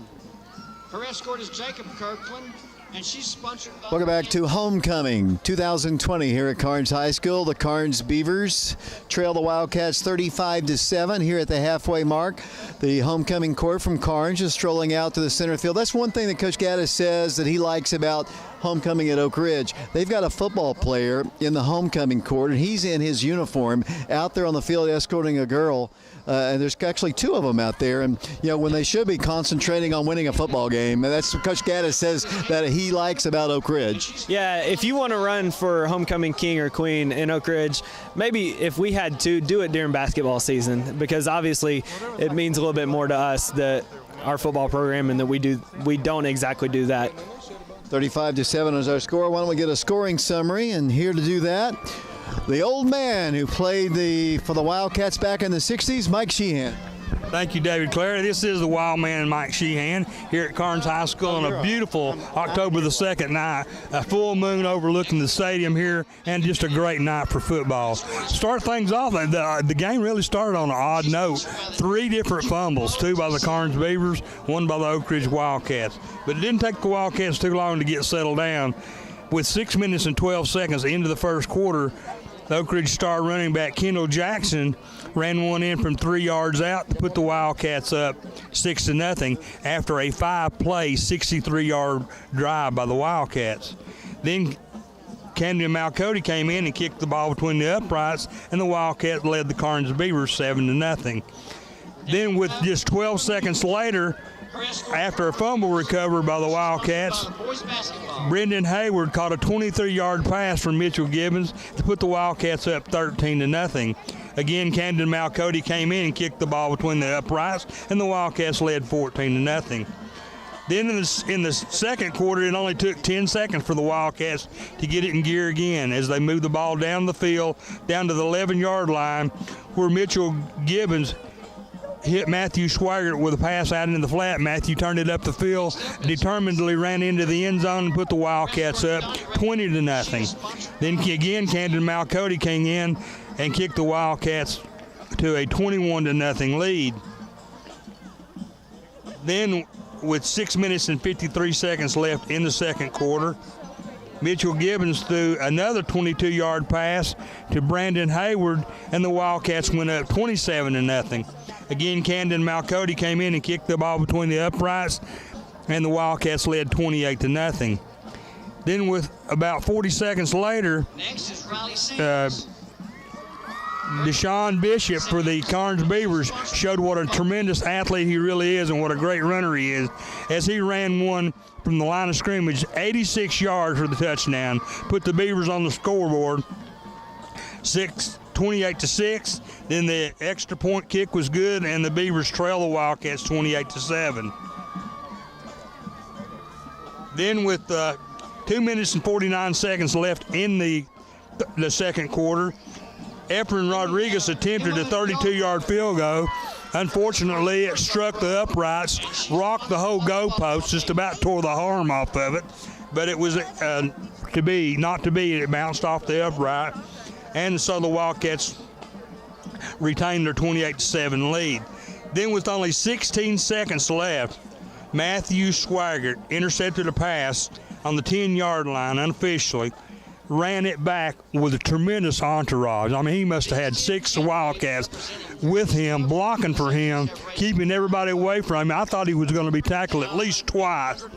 He ran it in for the go-ahead score, now 34-0. Then Camden Malcody again came in and kicked the ball between the uprights, and here the halftime score, the Wildcats leading comfortably 35-6 over the Karns Beavers.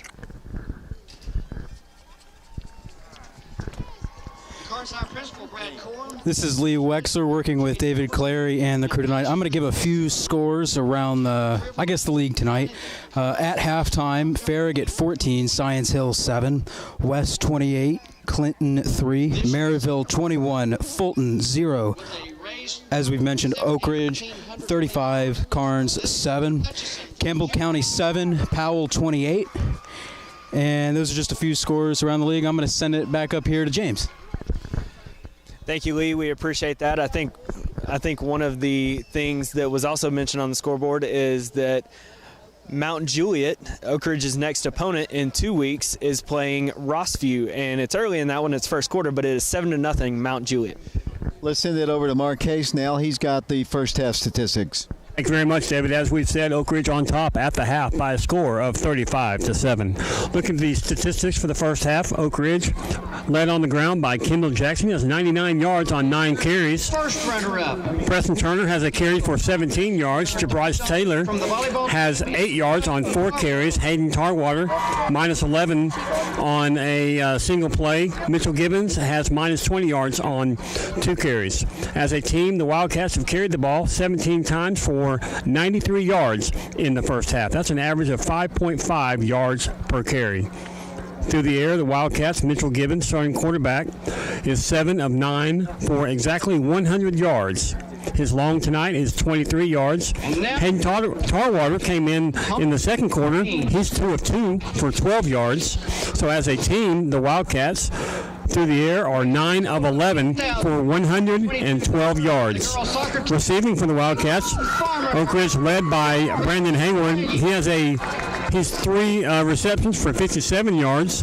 Matthew Swaggart, 2 receptions for 22 yards. Jonathan Stewart has 19 yards on 3 receptions, and Cole Adams has a 14-yard reception. As a team, the Wildcats have 7 first downs in the first half. As I said, they have 93 yards on 17 carries. They have 112 yards on 9 receptions for a total offense in the first half of 205 yards. Wildcats have been penalized 4 times, totaling 30 yards. Now looking at the hosting Karns Beavers, they're led on the ground by Deshaun Bishop. He has all their carries, 18 of them, for 152 yards. Passing, starting quarterback for the Beavers, Walker Lockhart, he's 2 of 5 for 1 yard. How about a big round of applause? Also, Girls. Devin Sands has a attempt. It was intercepted by Matthew Swaggart, as Mike Sheehan was telling you about. And then Deshaun Bishop also has an attempt, but it was not complete. So as a team, the Karns Beavers are 2 of 7 for 1 yard passing. Receiving, Deshaun Bishop has a 2-yard reception, and Austin Samples has a reception for -1 yards. So, looking at the team side by side on the ground, Oak Ridge has 93 yards on 17 carries. Ladies and gentlemen, Karns has 152 on 18 carries. Taking into account that includes the 86-yard touchdown, or actually long run by Deshaun Bishop of Karns. Through the air, they have 1 yard on 2 receptions. Board of Directors, Chris Davis, For, Eddie Charles, let's see, total offense, Oak Ridge has 205 total offensive yards. Karns 153. Oak Ridge has 7 first downs in the first half. Karns 3. staff include Penalties, Oak Ridge has 4 for 30 yards. Karns 5 for 33. Rachel Shell, Again, this is Marquez, where at the half, the Oak Ridge Wildcats lead the Karns Beavers by a score of 35-7. And we'll be back after this 3-minute timeout. largest Knox County band with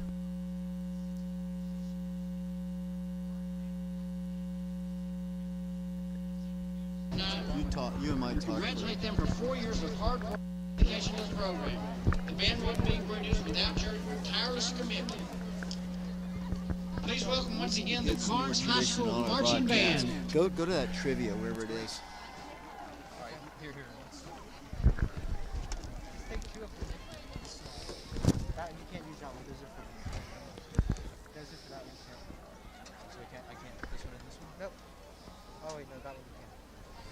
Matthew said not to use those, and they're turning up green. I don't know what green is. I know. Check the bottom. We got a hot. I'm not sure if I trust it. This is full, but I don't trust this. Well, if it was,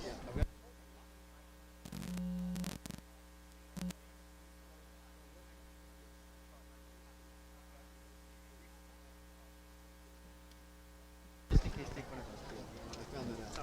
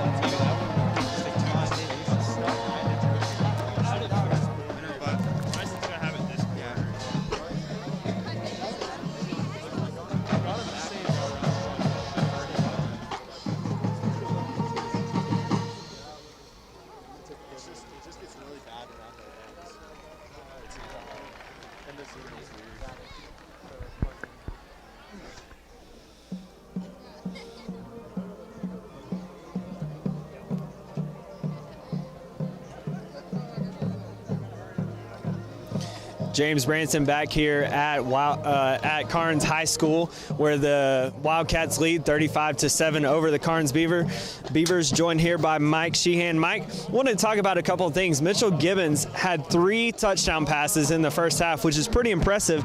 The most all-time against Karns was a guy by the name of, I think you might have heard of him, Adrian Porter, maybe. He had 4 in 2000 against Karns, which is pretty impressive. He was just an outstanding athlete, no doubt about it. And, you know, something we haven't even mentioned tonight, he was also an outstanding basketball player, just an all-around great athlete, and he was a pleasure to watch. I really enjoyed watching him play all his high school career here at Oak Ridge. I mean, and to think Mitchell is doing as well as he had, he should have really had 4 passes. I thought he was going to get in on the, Jonathan Stewart, it fell on the 4-yard line. For whatever reason, as I mentioned earlier, I believe there's dew or something on this field because there's falling and slick.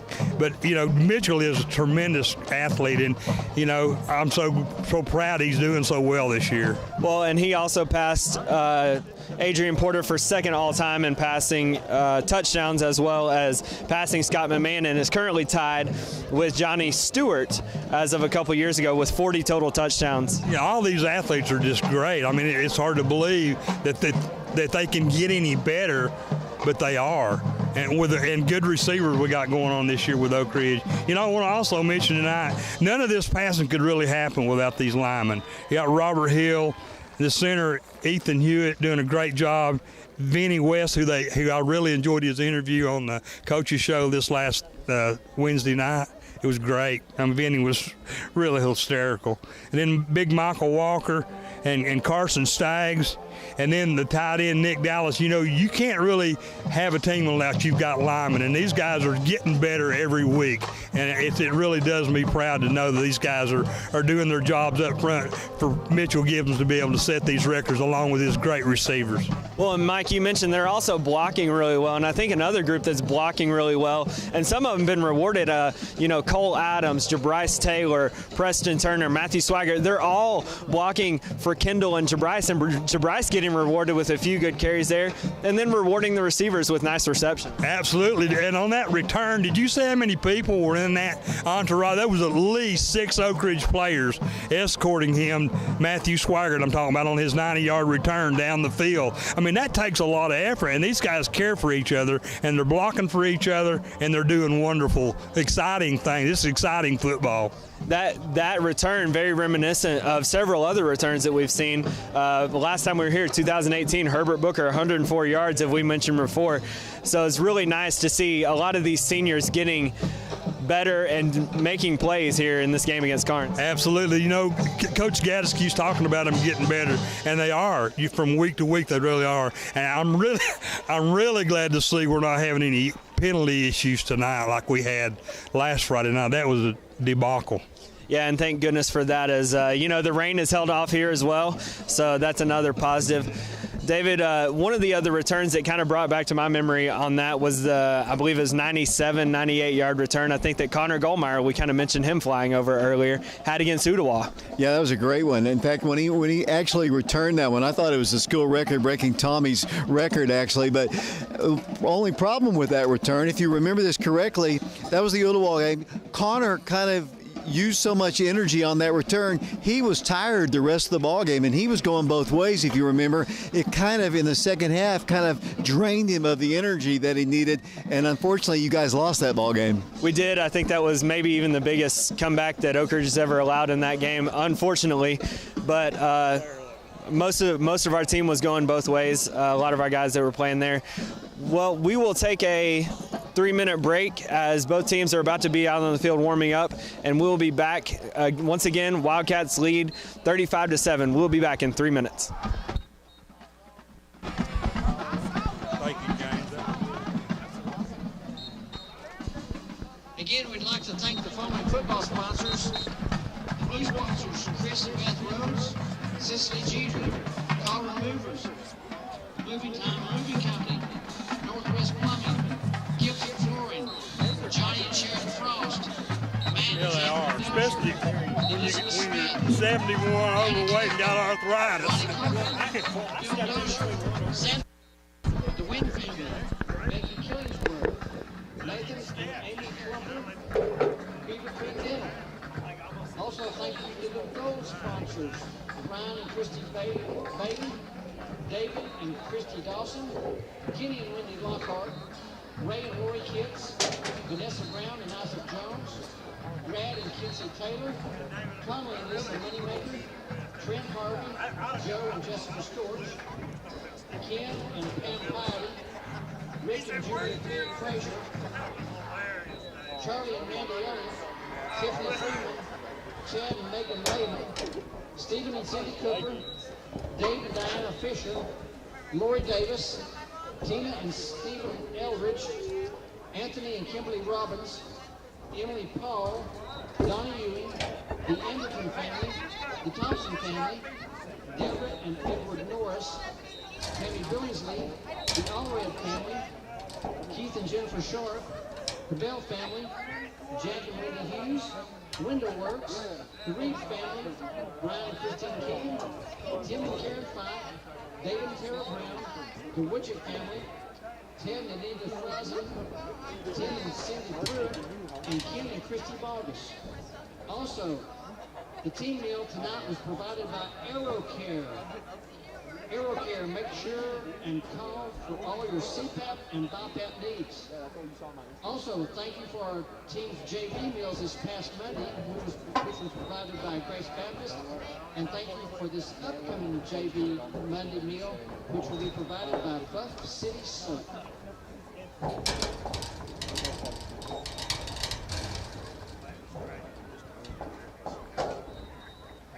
Also, remember, keep the schools open and the teams on the field. If you're in attendance, you need your mask on. Also, practice social distancing.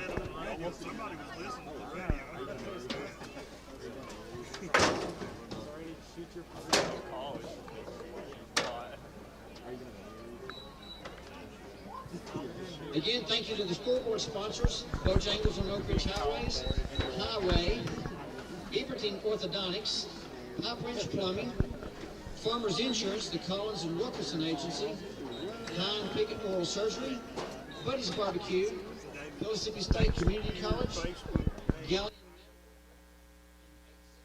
Dentist, Stanley Sisk, DDS. I appreciate it. I don't know if that's how that works.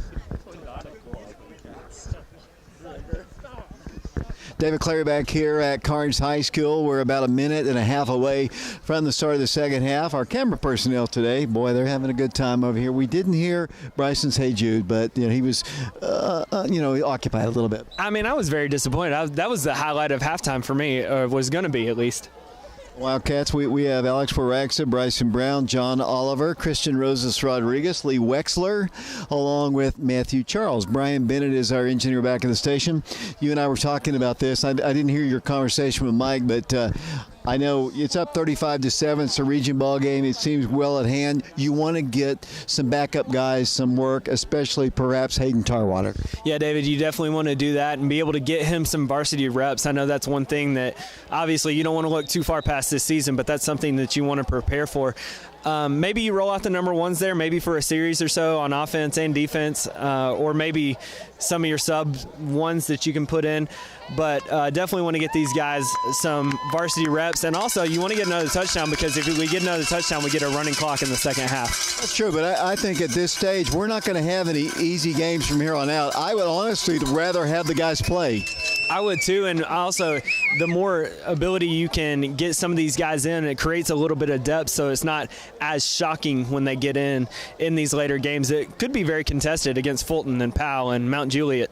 Yeah, I'd like to see like Peyton Sharp get in the ball game too, as he's the third-team quarterback. Yeah, and he's also, I've seen him a lot in the JV games. He's a pretty good safety for the Wildcats as well. So we're just a few moments away from the start of the second half. 35-7, the Wildcats in the lead. It's funny, I was talking to Matthew Swigert's mother. We were saying it was 90 yards, and of course, as a mom, she said 91, as you might expect. Yeah, you definitely don't want to be tied for a record, but if you're going to be tied with somebody, if it's 90 yards, you'd want to be tied with T. Higgins. That's a pretty big name you want to be tied with. And of course, we'll go back and look at the tape here at the conclusion to make sure exactly what it is. That's what we had to do with Herbert's, if you remember 2 years ago when it was, he picked it off as I'm looking at it in the right end zone over there and took it all the way down, and it was just dying by the time he got there. Yeah, and Herbert is one of those, I'm not going to say that he's a lax runner, but he's just very smooth, and it doesn't look like he's always moving as fast as he could. One of those over 100-yard records that I believe was a state record for a long time was Bo Price's return against Sevier County in 03, which was, I think, 104 yards as well, or 106. We're about to get underway here. Let's see if Karns tries some trickeration with their kickoffs here. They're already down 35-7. And we'll see. Last time they kicked off, Jabryce Taylor had just an outstanding return. He returned it all the way inside the 25-yard line. Jabryce taking over for Jalen Hayward. And it's tough to see Jalen down on the sideline. He's got a little sling on him. We also have another injury to talk about. We'll talk about that with Preston Turner. I believe Preston will get back into the ball game, but he's probably in a little bit of pain. We'll talk about that after the return here. About to get the second half underway here. Thanks for tuning us in wherever you might be. If you're listening on the internet or the radio or on YouTube, here's the kick. It's short. It's going to be fielded by Jabryce at the 15, at the 20, at the 25, to the 30, to the 35, to the 40, to the 45-yard line. He's at the 50, at the 45. He's at the 35, driven out of bounds at the 30-yard line. I believe we have found us another kickoff return man. Yeah, David, I was about to say Jabryce may not have the speed of Jalen Hayward or Jaden Williams, but I don't know. He's doing pretty good tonight, probably over 100 yards in return, kickoff return yardage that he's had so far. So it'll be 1st and 10, Oak Ridge, and here come the Wildcats. Mitchell Gibbons will be the quarterback. Jabryce Taylor will be a slot. Kendall Jackson's in the ball game. Jonathan Stewart will check the line in a moment. The Wildcats have Brandon Hayward split out to the right side. It'll be first down, 10 yards to go. The ball's at the 31-yard line. Mitchell is going to hand it off to Kendall. Kendall behind some blocking, moves the ball, spins forward across the 25-yard line, down to around the 24-yard line. Fine run for Kendall Jackson. Yeah, David, it's Kendall Jackson, very tough to tackle. Obviously, you don't want to tackle him up high, but you don't want to tackle him down at the ankles either because he's able to get out of it. But the line is doing really well for tonight, as Mike Sheehan mentioned. He's running behind Ethan Hewitt at center, Robert Hill at guard, Nick Dallas at left tackle, which was a move for him position-wise, Vinny West at right guard, and Kaysen Staggs at right tackle. Gain of 7 on the previous play. Second down, 3 yards to go. It's a long 3 for them. 11:07 to play, third quarter. Mitchell's going to hand it off straight up the middle. Hard run this time. Not much there. The Wildcats' Kendall Jackson moves the ball forward to the 24-yard line. We'll call it no gain on the play.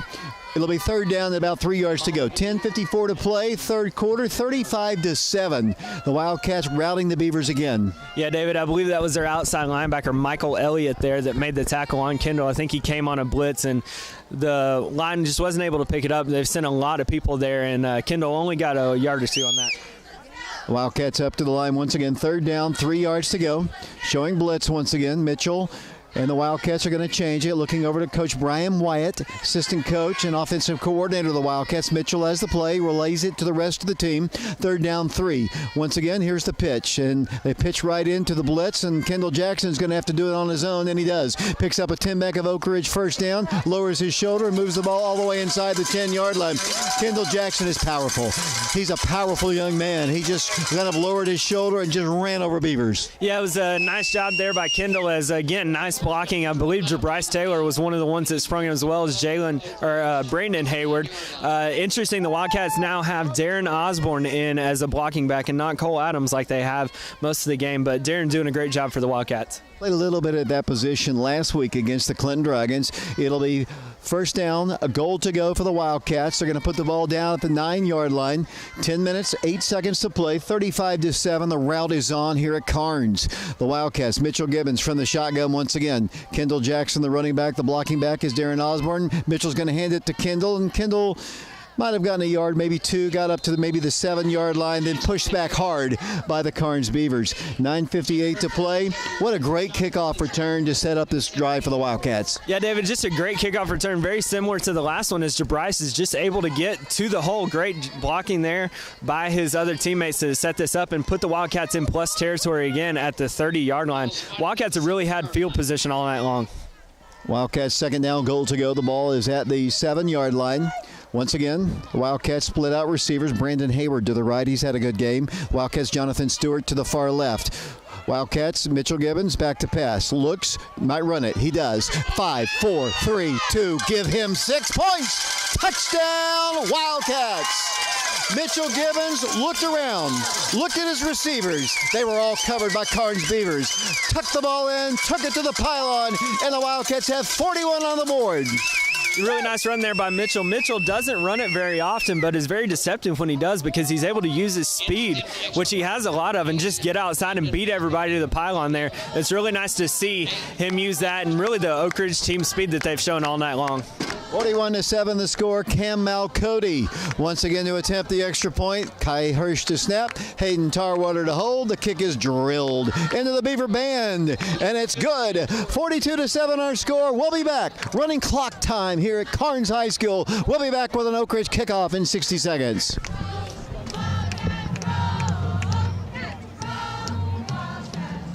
Way to block number 3.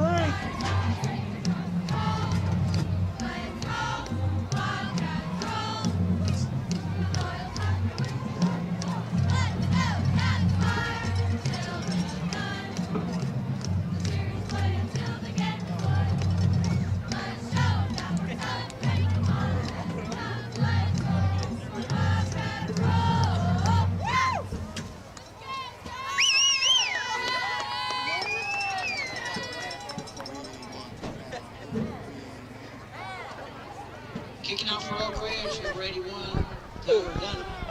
You got to be that big boy. Deep for Karns, number 8, Deshaun Bishop, and number 39, Tristan Duke. I wonder where the ball's going. You're going to see some wholesale substitution. Welcome back to Karns High School. David Clary along with James Branson. I've seen every one of these Karns games since the very beginning, and they've all been routes for the most part, with the exception of that 1985 game. Dean Williams was the quarterback that night. We'll have to talk to him about that, James. You work with him, I'm sure. As the Wildcats getting ready to kick off here. And here it is, pop-up kick right in the center of the field. Fair catch is signaled and made. I can tell you, Karns is a lot better at fielding our kickoffs than the Clinton Dragons were last year. They were absolutely atrocious last week. Yeah, David, as Wildcats, I think, got 2 or 3 recoveries last week and even got one this week. But Karns, unlike Clinton, was able to learn from their mistakes and start calling fair catches, which Clinton never did. For those of you watching on YouTube, you can see we have a running clock here. We're at 8:50 to play third quarter. We're going to get out of here pretty quick, it would appear, unless the Beavers on this run by Deshaun Bishop. And boy, let's talk about him. What a player. He is a dynamic player. Too bad he has to play for Karns. Yeah, David, as I think Mark mentioned at halftime, he has 18 rushes for 152 yards. First down, 10 yards to go. Their quarterback's going to pass it, fires a pass, caught. Nice play. They move the ball to the 40-yard line.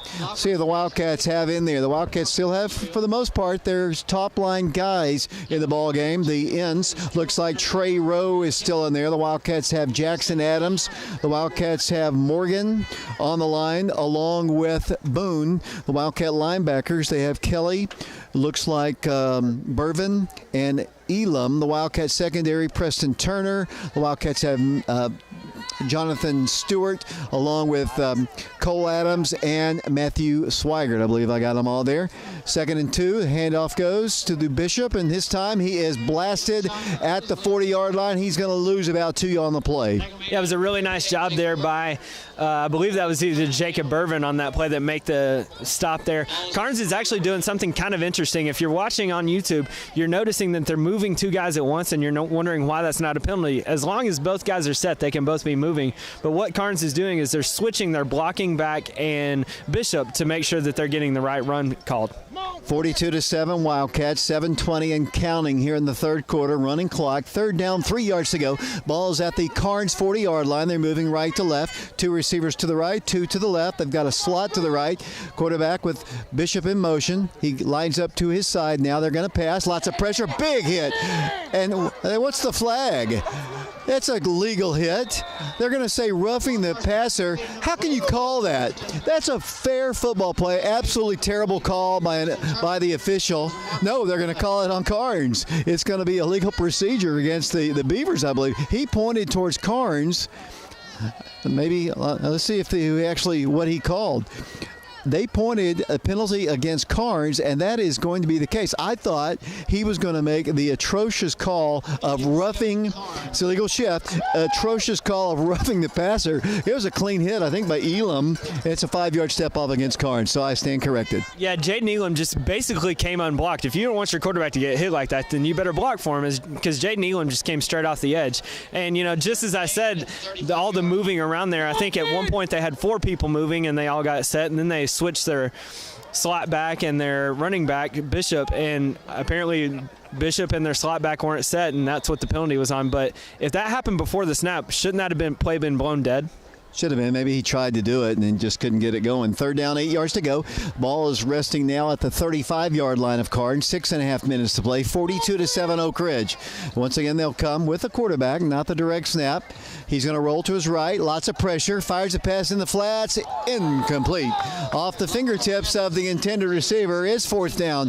And I'm going to say this again, and this is no disrespect to those kids who probably work hard all the time for this football program. It just surprises me that this Karns program cannot be better than they are. Every single year, they just can't get it done. They're so good in every sport. Those kids probably work just as hard as our kids, but for whatever reason, they just cannot put it together. Yeah, just not able to put it together. And one of the things that was very impressive about that last play is Cole Adams basically, again, came unblocked, and the quarterback had to get it out really quick because Cole was about to make another big hit. 4th down, 8. Lots of pressure. Blocked! That's the first one. It's going to be recovered by Oak Ridge right at the 34-yard line. I said 2 this game. Jacob Irvin has number 1, and the Wildcats, once again, great field position. 5.5 minutes to play third quarter. Here comes the offense once again. You like Jacob Irvin coming off the edge like that. He's kind of very reminiscent about how quickly he gets in the backfield by Cam Gregg, because Cam used to block, it seemed like almost won a game. And Brian Leffler did as well, our current trainer. Wildcats have it first down, 10 yards to go. The offense is on the field. It's going to be the sophomore at quarterback. That's Hayden Tarwater. Jefferson product. The Wildcats are going to have Osborne in the backfield. And the running back, I believe, is Trey Rowe.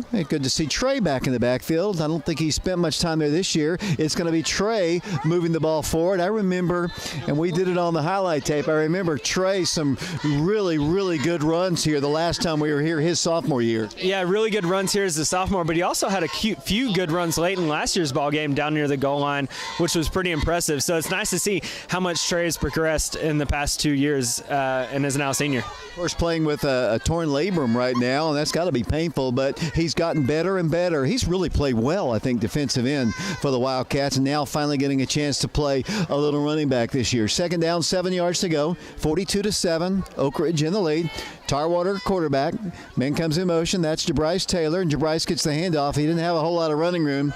Not a good blocking on the right side there, and he just was able, that young man was able to get through, and Jabryce comes up slightly lame. No gain on the play. Might have even lost a couple of yards. It'll be third down and 10 yards to go. I'd like to see Hayden kind of air it out. He had a beautiful touchdown pass at Hardin Valley to open up that year. Yeah, David, and you'd like to see him be able to show off his arm. One thing that Karns is trying to not do is try not to get beat deep, and they've been playing about 7-8 yards off the ball all night long, which is allowed for all these easy completions underneath, so I'd be surprised if Hayden didn't complete a short little hitch route here. 3 minutes, 35 seconds and counting. Third down, 10 yards to go. Up to the line they'll come. Tarwater in the shotgun.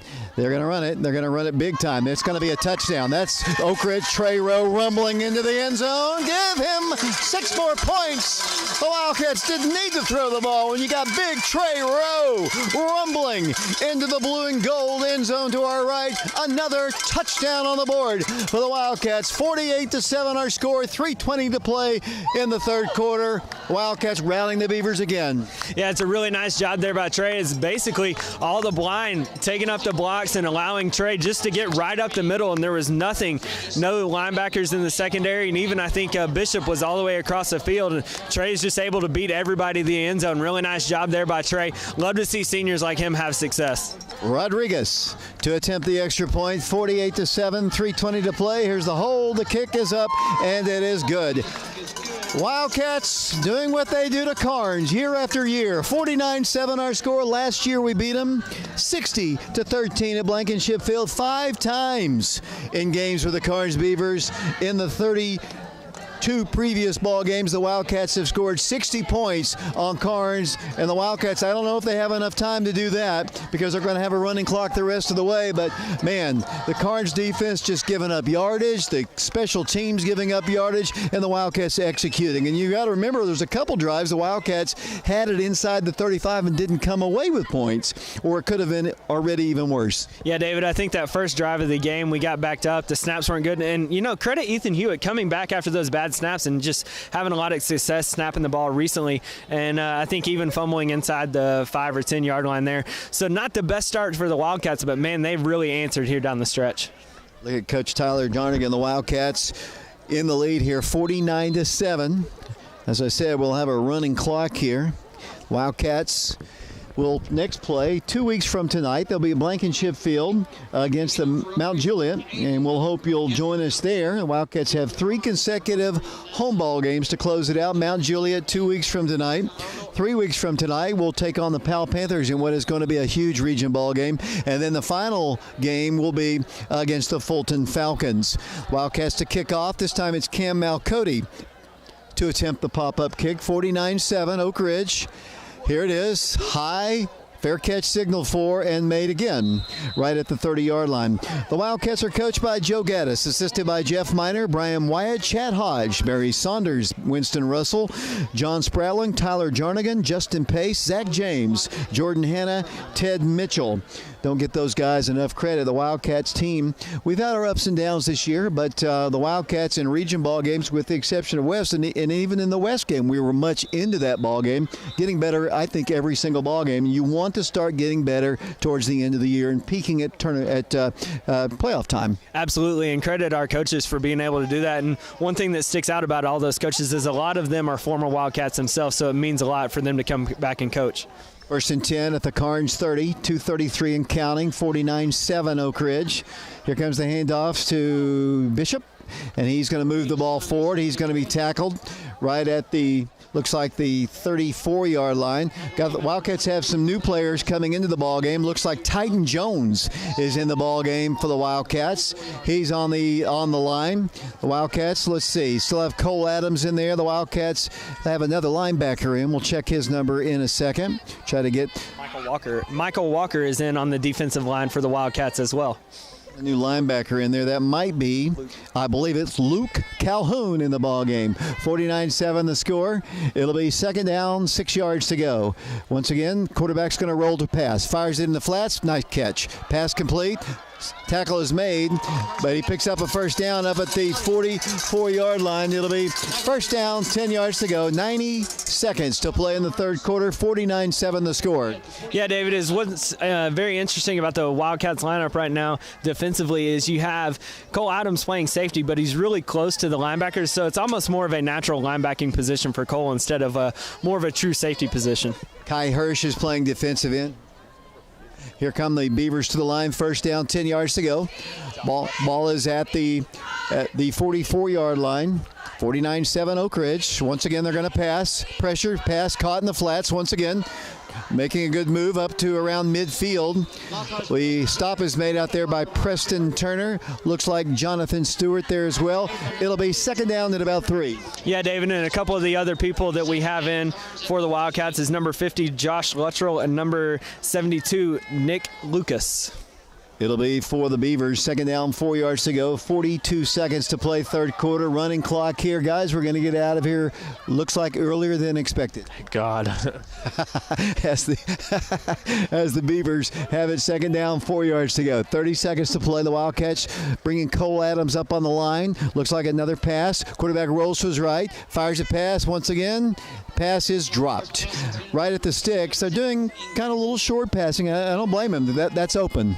Yeah, David, and the previous two passes have been out routes, I believe, just a little short in the flat. That one there, the Wildcat defense was playing off a little bit deeper coverage, trying to not get beat deep, and I believe number 10 for them was not able to come up with that. As that is the end of the third quarter. The Wildcats lead 49-7, and we'll be back after this 1 minute timeout.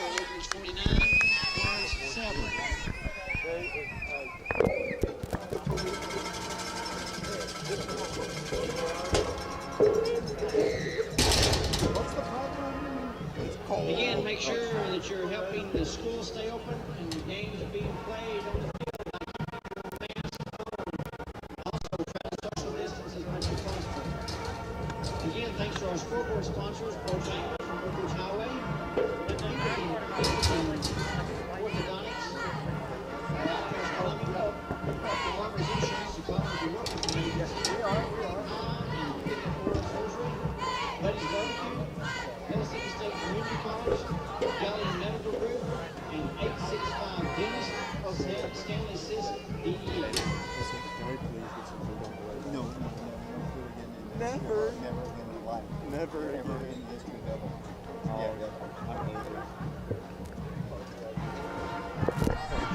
Welcome back once again to Karns High School. The fourth and final quarter about set here as we're on FM 92.7, FM 94.7.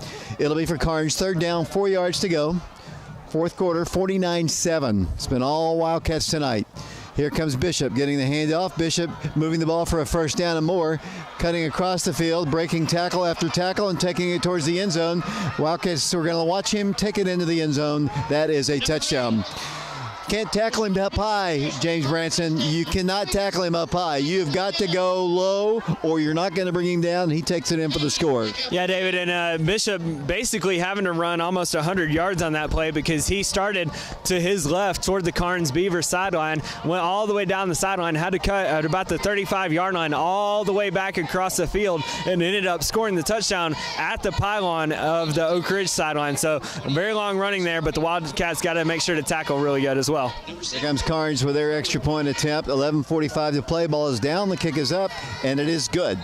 49-14 is our score. The Wildcats of Oak Ridge currently in the lead. We'll take a break. We'll be back with the Beaver kickoff in 60 seconds.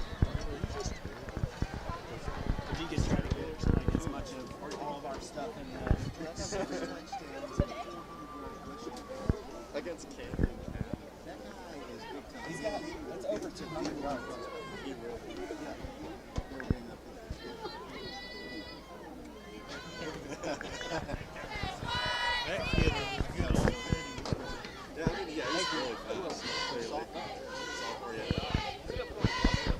What's that?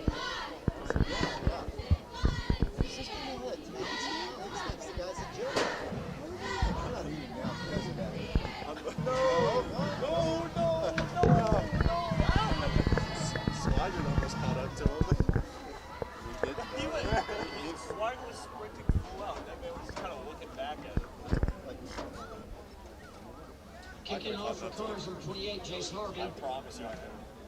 I on having you down. Pete for Oak Ridge, number 3, Taylor Jabras.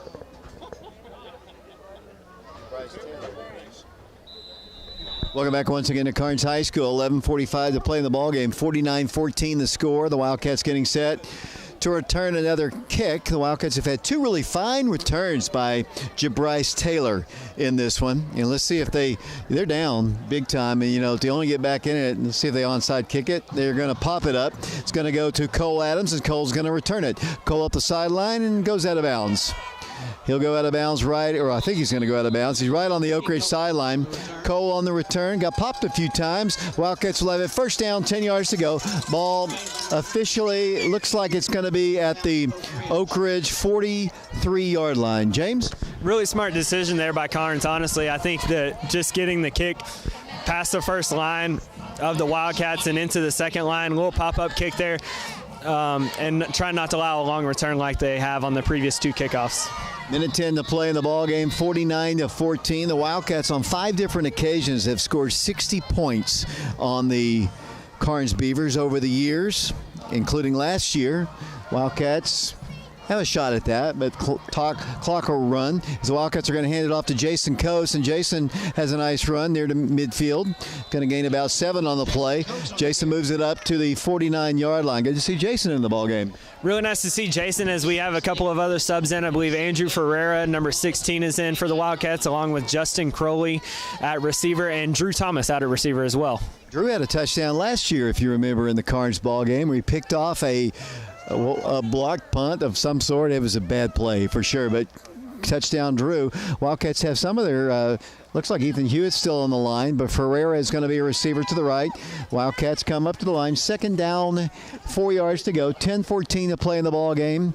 Wildcat quarterback is Hayden Tarwater. Wildcats looking for a hole. That's Coates. He makes a nice nifty move and picks up a Tim Bank of Oak Ridge first down as he brings it across the midfield stripe to the Karns 46-yard line. 1st and 10 Wildcats. Yeah, Jason, very shifty as a running back as he's able to kind of go all the way to his left toward the Oak Ridge sideline. Makes a nice cut and picks up the first down for the Wildcats. As really nice blocking there by the offensive line. Again, as I believe one of the other blocking backs in for the Wildcats is Darren Osborne again. I'm just listening to the music of where it's coming from across the way there, honestly. The Wildcats have it first down, 10 yards to go, 9.5 minutes to play in the ball game. 49-14, the Wildcats trying to win their 25th straight over Karns. Coates on the handoff. That's a big hole. He's got a Tim Bank of Oak Ridge first down. Almost had a touchdown as he busts it across the 30 up to the 28-yard line, just like Big Brother taught him how to do. Really nice run there by Jason Coates as he basically started right, cut back all the way to the left, wearing the same number as his brother Tyrell Romano, and you know his brother's got to be proud for Jason on that one. 9 minutes to play. It'll be 1st and 10 Oak Ridge. The ball at the 27-yard line. The Wildcats once again getting new players into the ball game. The Wildcats still have Osborne as a blocking back. Check some of these other linemen that are in the game for Oak Ridge. The Wildcats, Hayden Tarwater. First down, 10 yards to go. The ball's at the 27-yard line. 49-14. Oak Ridge in the lead. Tarwater is going to pass. Pass is going to be caught. Out there goes to Crowley. Moves the ball across the 20. And he had a pretty good dad, too. His dad, Sean Crowley, one of the hardest hitters, pound per pound. Maybe one of the hardest hitters ever in Oak Ridge High School history. Yeah, Sean just very shifty and able to catch that ball. Or I'm sorry, not Sean. Justin able to catch that ball and get very upfield very quickly and use his speed. As number 69 for the Wildcats is in. He is not on our roster, but he is in at left tackle for the Wildcats. Nick Dallas, actually.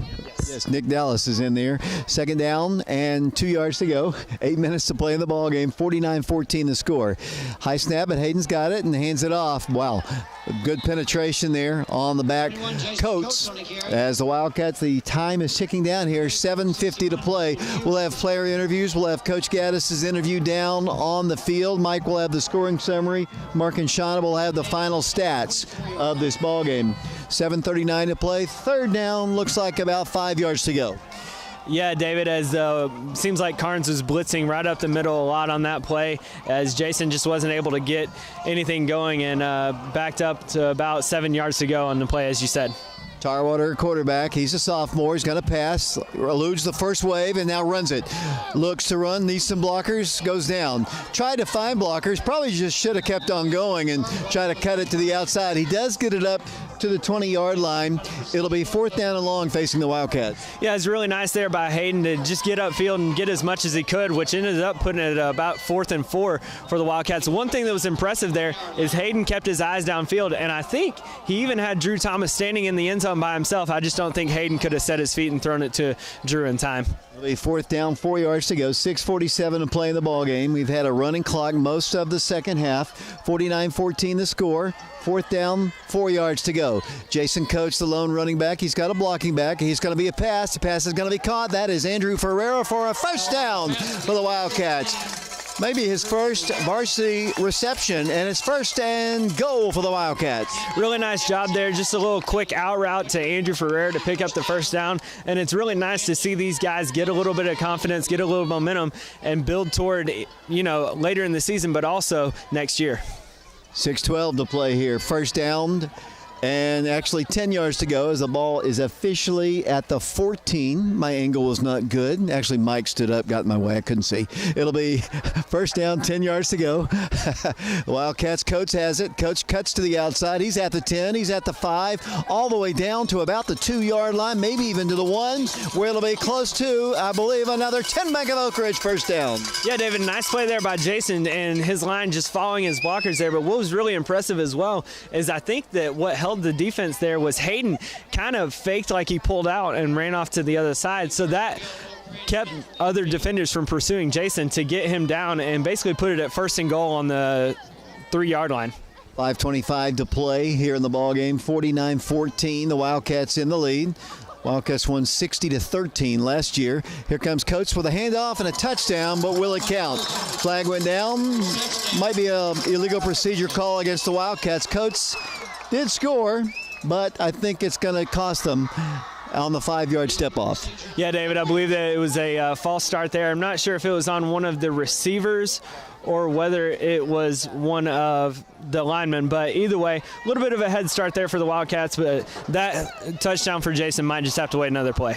I'm just hoping the Catman can get in here. Is he here in attendance here in this ballgame as a receiver? I don't know, but I would love to see the whole sideline get excited like they did in the Campbell County game again.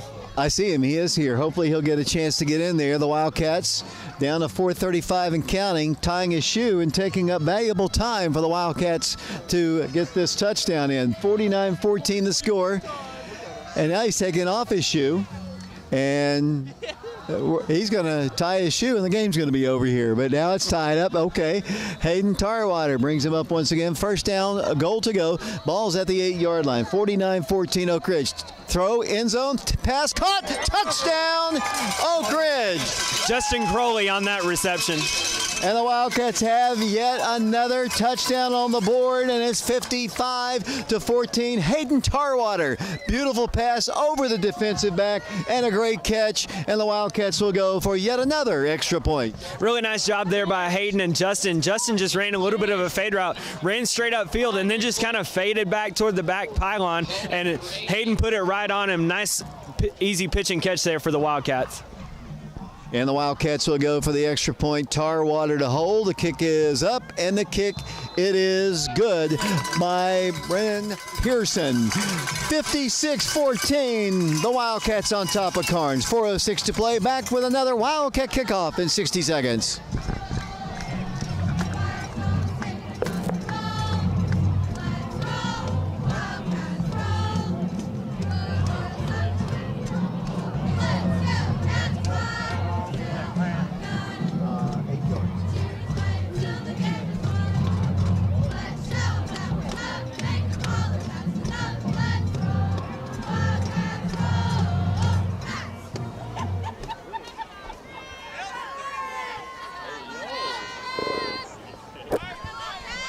Hey, yo.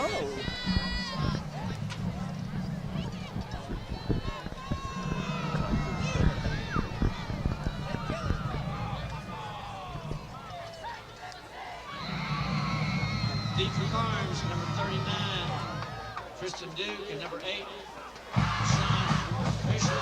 Taking it over. Oak Ridge, number 80, Camden Ralph.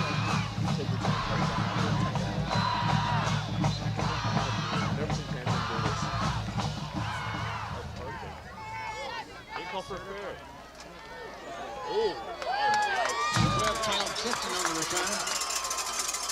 Welcome back. The Wildcats kick off, and it's returned up to around the 36-yard line, and that is where Karns will have it. First down, 10 yards to go.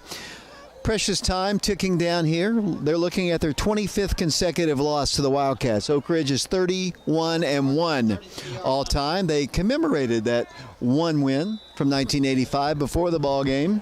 The Alumni come home on homecoming, and it's 56-14. Yeah, David, as you know, you obviously want to honor those teams and those special teams. I just don't think I'd make a point of calling out particular teams when you play them on those nights. Here comes the handoff to a new running back in the ball game for Karns, and he's got a little bit of running room. He moves the ball forward to the 36. That's Huckabee carrying the ball with 3:17 to play. Wildcats have Drew Thomas in the ball game. The Wildcats have Ferreira still in there. Wildcats looks like Marcus Melton in the ball game for the Wildcats. The Wildcats have Peyton Sharp in the ball game. Austin Hill is a linebacker for the Wildcats as well. Second down, we'll call it 5 yards to go. 2:55 and counting in the ball game. 56-14 the score. The Beavers with a new quarterback in there. He's going to hand it off to Huckabee once again. Huckabee's got great running room. He picks up a first down right at midfield before Andrew Ferreira makes a stop. Wildcats getting other players into the ball game. We're going to try to get them as many as we can get in there, obviously. We know their grandparents are listening someplace. That is Samuel Bentley that came in, and I believe also Titan Jones is still in for the Wildcats. 2:25 and counting. 56-14 the score. They're not going to attempt to pass any. I don't think we're going to hit 60 here, James. I think Karns is going to run out the clock here. Ball's at the 48-yard line. It'll be first down, 10 yards to go for Karns. Here's the snap, the handoff to the back, and he has good running room again. That's another first down. They're getting yardage on the young guys. Moving the ball across the 40-yard line up to around the 37-yard line. More players coming into the ball game for the Wildcats. Yeah, more players coming in. That is number 67 for you, which is LaMichael Galloway, and also number 51, which is Chase Woods. Good to have him in the ball game. A minute 40 to play here. 56-14 the score. More and more players getting in and out of the contest here. Karns with it, first down at the Wildcat 38-yard line. Moving left to right here in the fourth and final quarter, 90 seconds to go. And then there's a big collision right at the point, and then play is stopped, and the clock is stopped. Yeah, a couple of the subs that came out for the Wildcats, I believe that is Truett Thuckett for the Wildcats. Coming in now is Terrence Anthony, number 39, and number 19, which is Neo Tate. Good to see Neo in the ball game. Well, that was my nickname for him, the one from the Matrix. And it's going to be a sideline warning against the Wildcats, probably on Lee. He's probably got us in trouble again, James. I would blame it on Bryson, but unfortunately he's up here with us right now. We can always blame things on Bryson. It'll be 54 seconds and counting. First down, 10 yards to go for the Beavers at the Oak Ridge 38-yard line. And they're going to hand it off to the back, and he gets outside, and he moves the ball forward before he is tackled. And that's at the 32-yard line. Andrew Ferreira makes a stop once again, and that might have been the final play of the ball game, because they might have just enough time to get one more off here. They're taking a lot of time. We're down to 25 seconds and counting. 56-14 is our score. Karns will get one more play in. 56-14. The Wildcats headed for victory here, as James Branson will be heading down to the field here in a moment, and they're going to run the ball. They're going backwards with it. Quarterback trying to get outside. He is going to be grabbed. He is going to be belted and dropped. Neo Tate there on the stop, and that is the final play of the ball game. The Wildcats win it by a final score of 56-14. That is your final score here from Karns High School. In a moment, Mike Sheehan will have the scoring summary. In a moment, we'll have player interviews down on the field, and we'll be following James Branson down on the field on both cameras, as we'll have player interviews. The Wildcats win it 56-14. Mike, I know you're going to do your scoring summary in a moment, but just your thoughts on the win. It was a great victory. We needed this kind of game. Things hadn't been going exactly our way, and tonight, we just played outstanding football, both offensively and defensively. And, to hold a great running back like Deshaun Bishop to only 2 scores is a miracle in itself after the way he shredded Campbell County last week. So it was just an outstanding performance overall by the Oak Ridge Wildcats tonight, David. 56-14 is the final score. The Wildcats victorious here at Karns. No ball game next week. The Wildcats will be at home 2 weeks from tonight against Mount Juliet, then Powell, then Fulton, and the regular season is done for 2020. Still have a lot more to do today. Mike will have the scoring summary in a moment. Mark and Shauna will work on the final stats. James Branson is already down on the field. He'll be speaking to Coach Gaddis. He'll have some player interviews. Stay with us here on FM 92.7, FM 94.7. We'll take one quick break. We'll come back with those interviews and all the rest of our post-game show brought to you by Betsy Coleman Realty of Oak Ridge. 56-14 our score. We'll be back with the Betsy Coleman post-game show in 2 minutes. You want to come up here? Yeah, if you don't mind. You put that down here.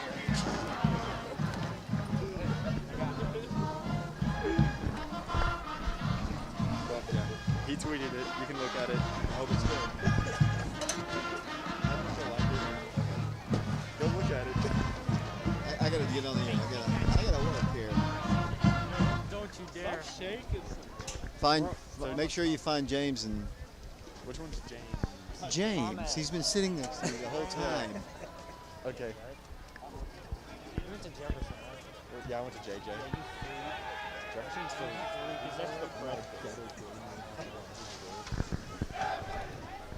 Alright, where's James? Let me see him.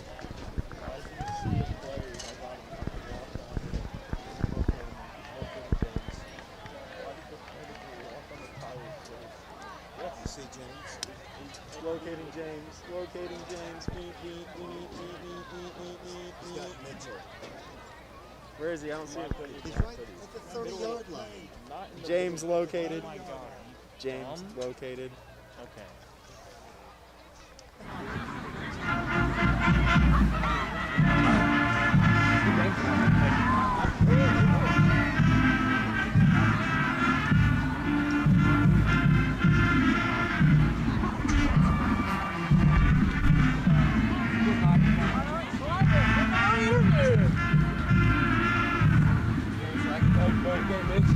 Yes, sir.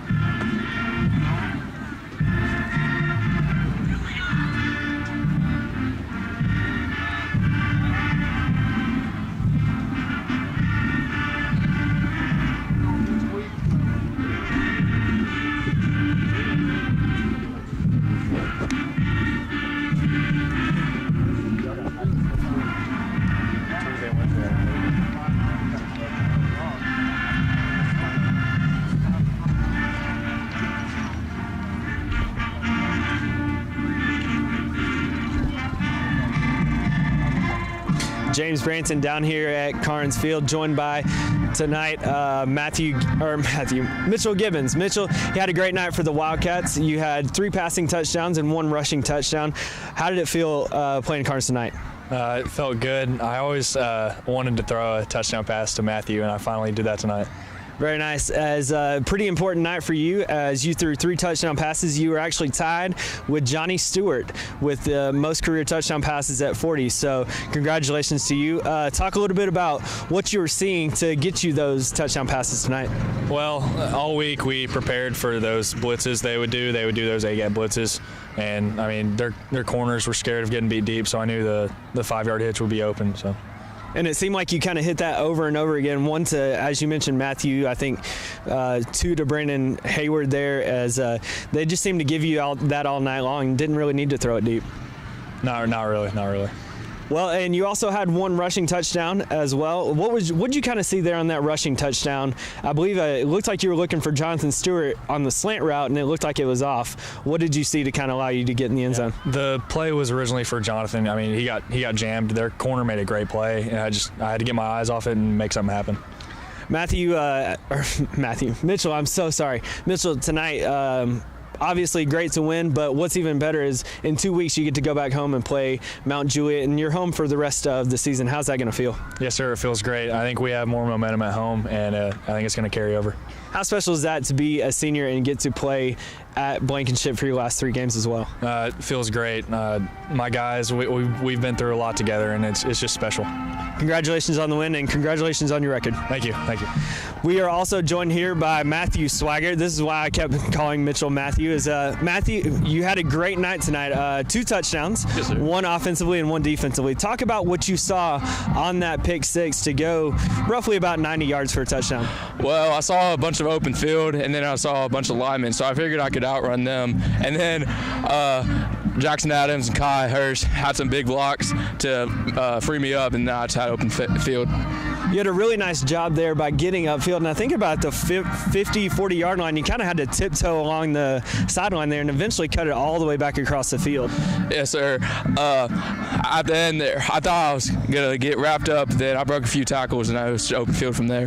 And offensively, you played a lot as well. I was obviously out at receiver, and Mitchell said all night long they were kind of giving you that 5-yard hitch. What did you see on that hitch to allow you to get upfield and score? Well, they were playing about 10 yards back, and then they'll come up and get us inside, and so just outrun them to the outside. You did a really nice job all night long, and obviously we talked about 2 weeks off. How special is it going to be to go back home to play at Blankenship Field? Well, there's nothing like it at Blankenship. Just the tradition there, just the feeling there is incredible. And to spend that last 3 games at Blankenship as a senior, being able to get to play that and hopefully get to play in the playoffs as well. Well, if we get a couple wins, play good, and then we get momentum for the playoffs and start something. Awesome. Well, thank you for joining us tonight, Matthew, and congratulations. Thanks, sir. Also joined here by Coach Gaddis. Coach, really good win tonight, 56-14 over Karns, and had a couple record-breaking nights. Looked really good offensively, defensively, and special teams. We played pretty good. A little sluggish start on offense, had some snap issues, and then I think we had a turnover, seemed like, in the first quarter. But beyond that, we played pretty good. We had a bad play here or there where we missed a block, had a loss, but were able to overcome it. They gave us some things. I heard you talking to, I guess, Mitchell. They gave us some things that they never really adjusted to, so it was some plays, the hitch was just there. Probably could have thrown it 50 times, honestly. But I thought we ran the ball well in some instances, blocked pretty well on the run in some instances as well. Not a clean game where we didn't make any mistakes, but 56-14. Most importantly, a region game. Our defense played well, minus 1 play. One play that we had 2 or 3 guys make a mistake, and you can't make a mistake when Deshaun Bishop has the ball. He'll do what he just did, on that long run. But aside from that play, honestly, our first defense shut them down cold. They didn't do anything much except for that one play. Yeah, and as you mentioned, it's hard to keep that guy hemmed in for an entire 4 quarters, and I think he even ended up with over 100 yards. But like you said, 1 play and a couple of plays here and there, and he was over 100 yards. Yeah, it's difficult to play an entire game without making a mistake, and he's just the kind of back that if you make a mistake when he's got the ball, he's going to score most likely, and that's what happened. And we had a couple of guys make a mistake on that 1 play, and other than that, like I said, I was thrilled with the way our defense played yet again, and offensively, we were hit and miss, mostly hit, but I don't like the misses. Well, and what was very impressive about your guys, especially the receivers, your line did an amazing job, but the receivers were blocking for Kendall and Jabryce and even Jason Coates there at the end, and you were rewarding them with those short passes. It was really good to see everything kind of clicking really well offensively. Our receivers block well. Brandon Hayward, for a freshman, the only freshman I can ever remember blocking like that was T. Higgins. T was an excellent blocker as a freshman, and Brandon is a really good blocker as a freshman. Jonathan Stewart blocks well. Preston Turner didn't play a lot of offense tonight, but he blocks well. Jabryce Taylor really blocked well tonight. And Matthew Swigert, who played a lot of offense tonight, he blocked well. But they did it in the offensive line, made some holes for us. Those guys never get mentioned, but it's Ethan Hewitt at center, Vinny West, Robert Hill, and now that I'm trying to name them, I'll leave some out. Nick Dallas is at left tackle now. He started out the season at tight end. Kason Staggs and Michael Walker play the right tackle. Sometimes one plays more than the other, but Staggs starts and Michael plays some. But those guys did a good job for us tonight, and they're playing better each week, I think. Coach, I think one thing that's also telling is obviously football's 3 phases of game. Special teams coming up with a huge turnover night, and it doesn't seem like many people are adjusting to how we do kickoffs. I'm baffled by that. I don't know, but, Tyler Dunham, more times than not, puts the ball kind of where we want it. You know, I'm a perfectionist on that. If it's not right on the 27-yard line between the numbers and the sideline, I'm not happy, and he's tired of me talking to him about it. But he does a good job with it. He gets a good height wherever he kicks it. Sometimes it's a little too short, one time to the 40, but I think they fumbled it, so it worked out well. And, you know, every now and then he'll kick it too far inside. We certainly didn't want to kick it back there to Deshaun Bishop, and we almost did that once. That wouldn't have been good. But, you know, he's done a good job. Camo Cody did a good job on extra points. Efren Rodriguez, I think I saw him sneak in there and kick one extra point. I believe we missed a field goal attempt. I think that was Efren. That was Efren earlier in the game, maybe late first half. I can't recall when that happened. And, you know, our punt return, we didn't have too many opportunities, but Preston Turner came running up there and caught a short punt, which was kind of scary but kind of good. You want to catch punts. And he almost broke it. And then you know, we scored on defense with the Swagger. That was one of the more incredible plays I've seen. Just great effort. His guys blocked for him well. Everybody was thrilled to see that play happen. And I looked away because I thought he was surely tackled, and I was getting ready for the next play, and I look up and he's still going. So that was a great play. It's a really nice play there all around. Coach, you got a week off a little bit, kind of, as fall breaks here, and it's very nicely our bye week, and then Mount Juliet's coming at home. Talk a little bit about kind of the preparation the next couple weeks as we go toward Mount Juliet. Well, we practiced this past week during fall break at 8:15 in the morning, and we'll do the same thing next week. The only difference is next Monday and Friday they'll be off. Kind of what I've done in recent years. The second week, well, not the second week, but just the week of fall break where we don't have a game, we go Tuesday, Wednesday, Thursday. We'll practice a couple hours, work on some things we need to work on. Not really so much our opponent, although we may show them some Mount Juliet stuff. But we'll prepare for Mount Juliet the following week and maybe a little bit next week. Mount Juliet's undefeated. They beat Gallatin. They're 5-0 or 6-0, whatever they are. And they had a lot of juniors that played last year, so they're a senior football team and a really good football team. And then, you know, Powell's next. We know about them, and they're playing West next Thursday night on TV, so we'll get a chance to watch them. And then we finish up with Fulton, who's got a good football team as well. So, you know, the season finishes against three very good teams before the playoffs, and good for us. They're all at home. Yeah, all at home, and it's nice for our seniors to get back at home and finish those last three and get senior night at home and that last game as well. No doubt about it. We've played two homecoming games in a row, and we've won at Clinton's homecoming and now Karns' homecoming, so hopefully we'll win our own homecoming against Mount Juliet in a couple of weeks, and then we host Powell and Fulton in two huge region games, which will provide the seeding for the playoffs. So we hope to be able to play a home playoff game, but right now it's Mount Juliet. Coach, thanks for joining us, and congratulations on your win. Thank you. David, we will send it back up to you as the Wildcats are victorious 56-14 over the Karns Beavers. Okay, welcome back. This is Wildman Mike Sheehan with the scoring summary for tonight's game. Start things off after a 63-yard five-play drive. The Wildcats, Kendall Jackson ran it in from 3 yards out with 6 minutes and 12 seconds in the first quarter. The Wildcats jumped out to the early lead 6-0. Camden Malcody came in and kicked the ball between the uprights, and the Wildcats led 7-0. Then 12 seconds later, after a fumble recovery, Brandon Haywood caught a 23-yard pass from Mitchell Gibbons, and the Wildcats went up 13-0. Camden Malcody came in and kicked the ball between the uprights, and the Wildcats led 14-0. Then in the second quarter, 10 seconds into the second quarter actually, Mitchell Gibbons threw a 11-yard pass to Matthew Swagger, then put the Wildcats up 20-0. Camden Malcody came in and kicked the ball between the uprights, and the Wildcats led early 20-0. Then with 6 minutes and 53 seconds left in the second quarter,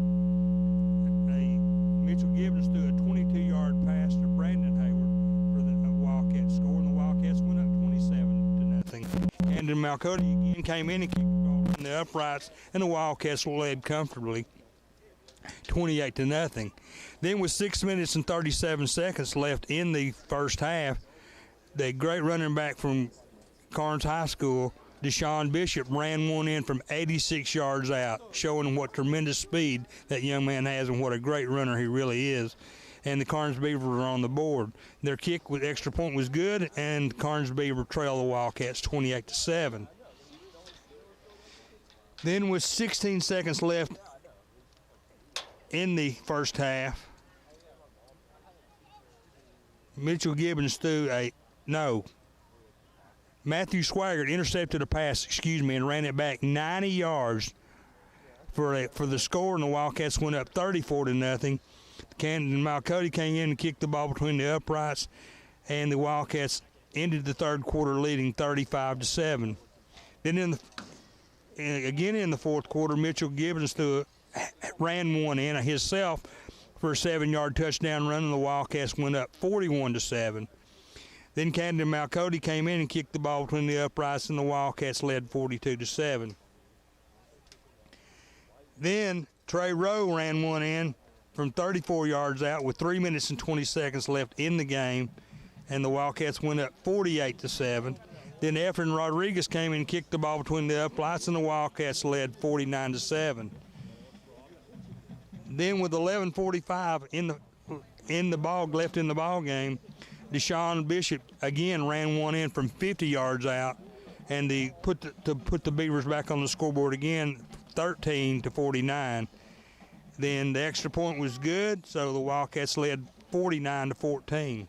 But the end of scoring of the night, Hayden Tarwater threw an 8-yard pass to Justin Crowley into the corner of the end zone, and the Wildcats went up 55-14. Efren Rodriguez finished out the scoring for the night, kicking the ball between the uprights, and the Wildcats won the game 56-14.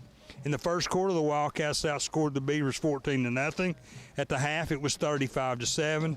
At the end of the third quarter, it was 49-7. And again, the final score is 59-14. Oak Ridge victorious tonight by a final score of 56-14 over the hosting Karns Beavers. Look at the statistics first for Oak Ridge. Oak Ridge led on the ground by Kendall Jackson. He had 123 yards on 13 carries. That's an average of 9.5 yards per carry. Trey Rowe had 37 yards on 2 carries. Jason Coates had 5 carries, totaling 36 yards. Preston Turner had a 17-yard carry. Jabrise Taylor, 5 carries for 5 yards. Hayden Tarwater, 2 carries, minus 8 yards, and Mitchell Gibbons 3 carries for minus 13 yards. So as a team, the Wildcats carried the ball 31 times, totaling 197 yards on the ground. That's an average of 6.4 yards per carry as a team. Through the air, the Wildcats starting quarterback was Mitchell Gibbons. He was 7 of 9 for 100 yards. Hayden Tarwater was, 5 of 5 for 35 yards tonight. So as a team, the Wildcats were 12 of 14 for 135 yards passing. Receiving for the Wildcats, they were led by Brandon Hayward. He has 57 receiving yards on 3 completions. Matthew Swaggart had 22 yards on 2 receptions. Jonathan Stewart, 3 receptions for 19 yards. Justin Crowley had 2 receptions for 16 yards. Cole Adams had a 14-yard reception, and Andrew Ferreira had a 7-yard reception. So as a team, the Wildcats, 197 yards on the ground on 31 carries. They had 135 yards through the air on 12 receptions for a total offense tonight of 332 yards. The Wildcats had 12 first downs in the ball games, and they were penalized 5 times for 35 yards. Now looking at Karns, they were led on the ground by their big tailback, Deshaun Bishop. He had an impressive 205 yards on 21 carries. Darius Huckleby, 15 yards on 2 carries. Tristan Duke had a 14-yard carry, and Tyson Taylor had 1 carry for minus 7 yards. So as a team, the Beavers carried the ball 25 times, totaling 227 yards on the ground. That's an average of 9.1 yards per carry. Through the air, starting quarterback for Karns, Walker Lockhart, he was 5 of 10 for 25 yards. He did not have an interception. That was Devin Sands, who was 0 for 1 with an interception. And then Deshaun Bishop also had an attempt, but he was unsuccessful in his passing attempt. So as a team, the Beavers were 5 of 12 for 25 yards through the air. Receiving for the Beavers, Parker Birchfield led all receivers for Karns with 14 yards on 2 receptions. Michael Elliott had a 10-yard reception. Deshaun Bishop had a 2-yard reception. And Austin Samples had a reception for -1 yards. So as a team, the Karns Beavers had 227 yards on the ground on 25 carries. They had 25 yards through the air on 5 receptions for a total offense tonight of 252 yards. Looking at the teams side by side on the ground, Oak Ridge 197 yards, Karns 227. Through the air, Oak Ridge had 135 yards through the air, Karns 25. Total offense, Oak Ridge had 332 total offensive yards, Karns 252 yards. First downs, Oak Ridge had 12, Karns 5. Penalties, Oak Ridge had 5 penalties for 35 yards. The Karns Beavers had 6 penalties for 38 yards. Again, this is Marquez, where Oak Ridge victorious over the Karns Beavers by a final score of 56-14. I will now send it over to Lee. Thank you for that, Mark. Lee Wexler here. I'm going to give a few notable scores around the high school league tonight. West 42, Clinton 3, Maryville 35, Fulton 0, Oak Ridge 56, Karns 14, Campbell County 13, Powell 48. Now, let's talk about that Region 4 district. Ray County on top 28-10 over Ottawa. Soddy Daisy beats Hickson 28-21, and Walker Valley Walker Valley defeats Lenoir City 41-0. Now, in that region, Ray County is looking like they are going to be the top seed in that region, followed by Soddy Daisy, although those two teams still have to play. And then Walker Valley defeating Lenoir City would lock up Walker Valley for the 3 seed in that district, or region rather, and Lenoir City probably going to be the 4th seed. And we're a little over a month away from the playoffs. I can't believe, I'm so excited we get to talk about playoffs this year. But Oak Ridge being 3-1 in the region, look, their playoff chances are pretty high. And that's all the scores I'm going to have tonight. I'm going to send it over to David.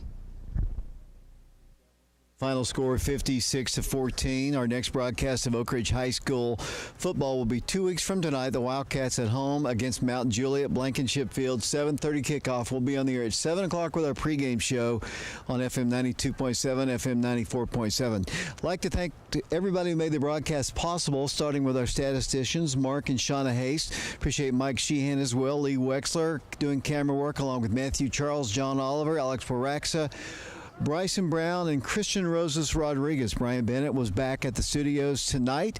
James, any final comments on the big win over Karns? Really nice job there, I think, by the Wildcats on all 3 phases of the game, offensively, defensively, special teams.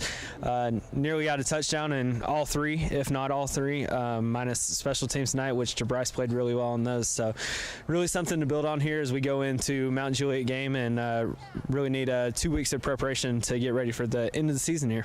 For all the people I mentioned before, once again, the final score 56-14. The Wildcats beat Karns. This is David Clary. Until next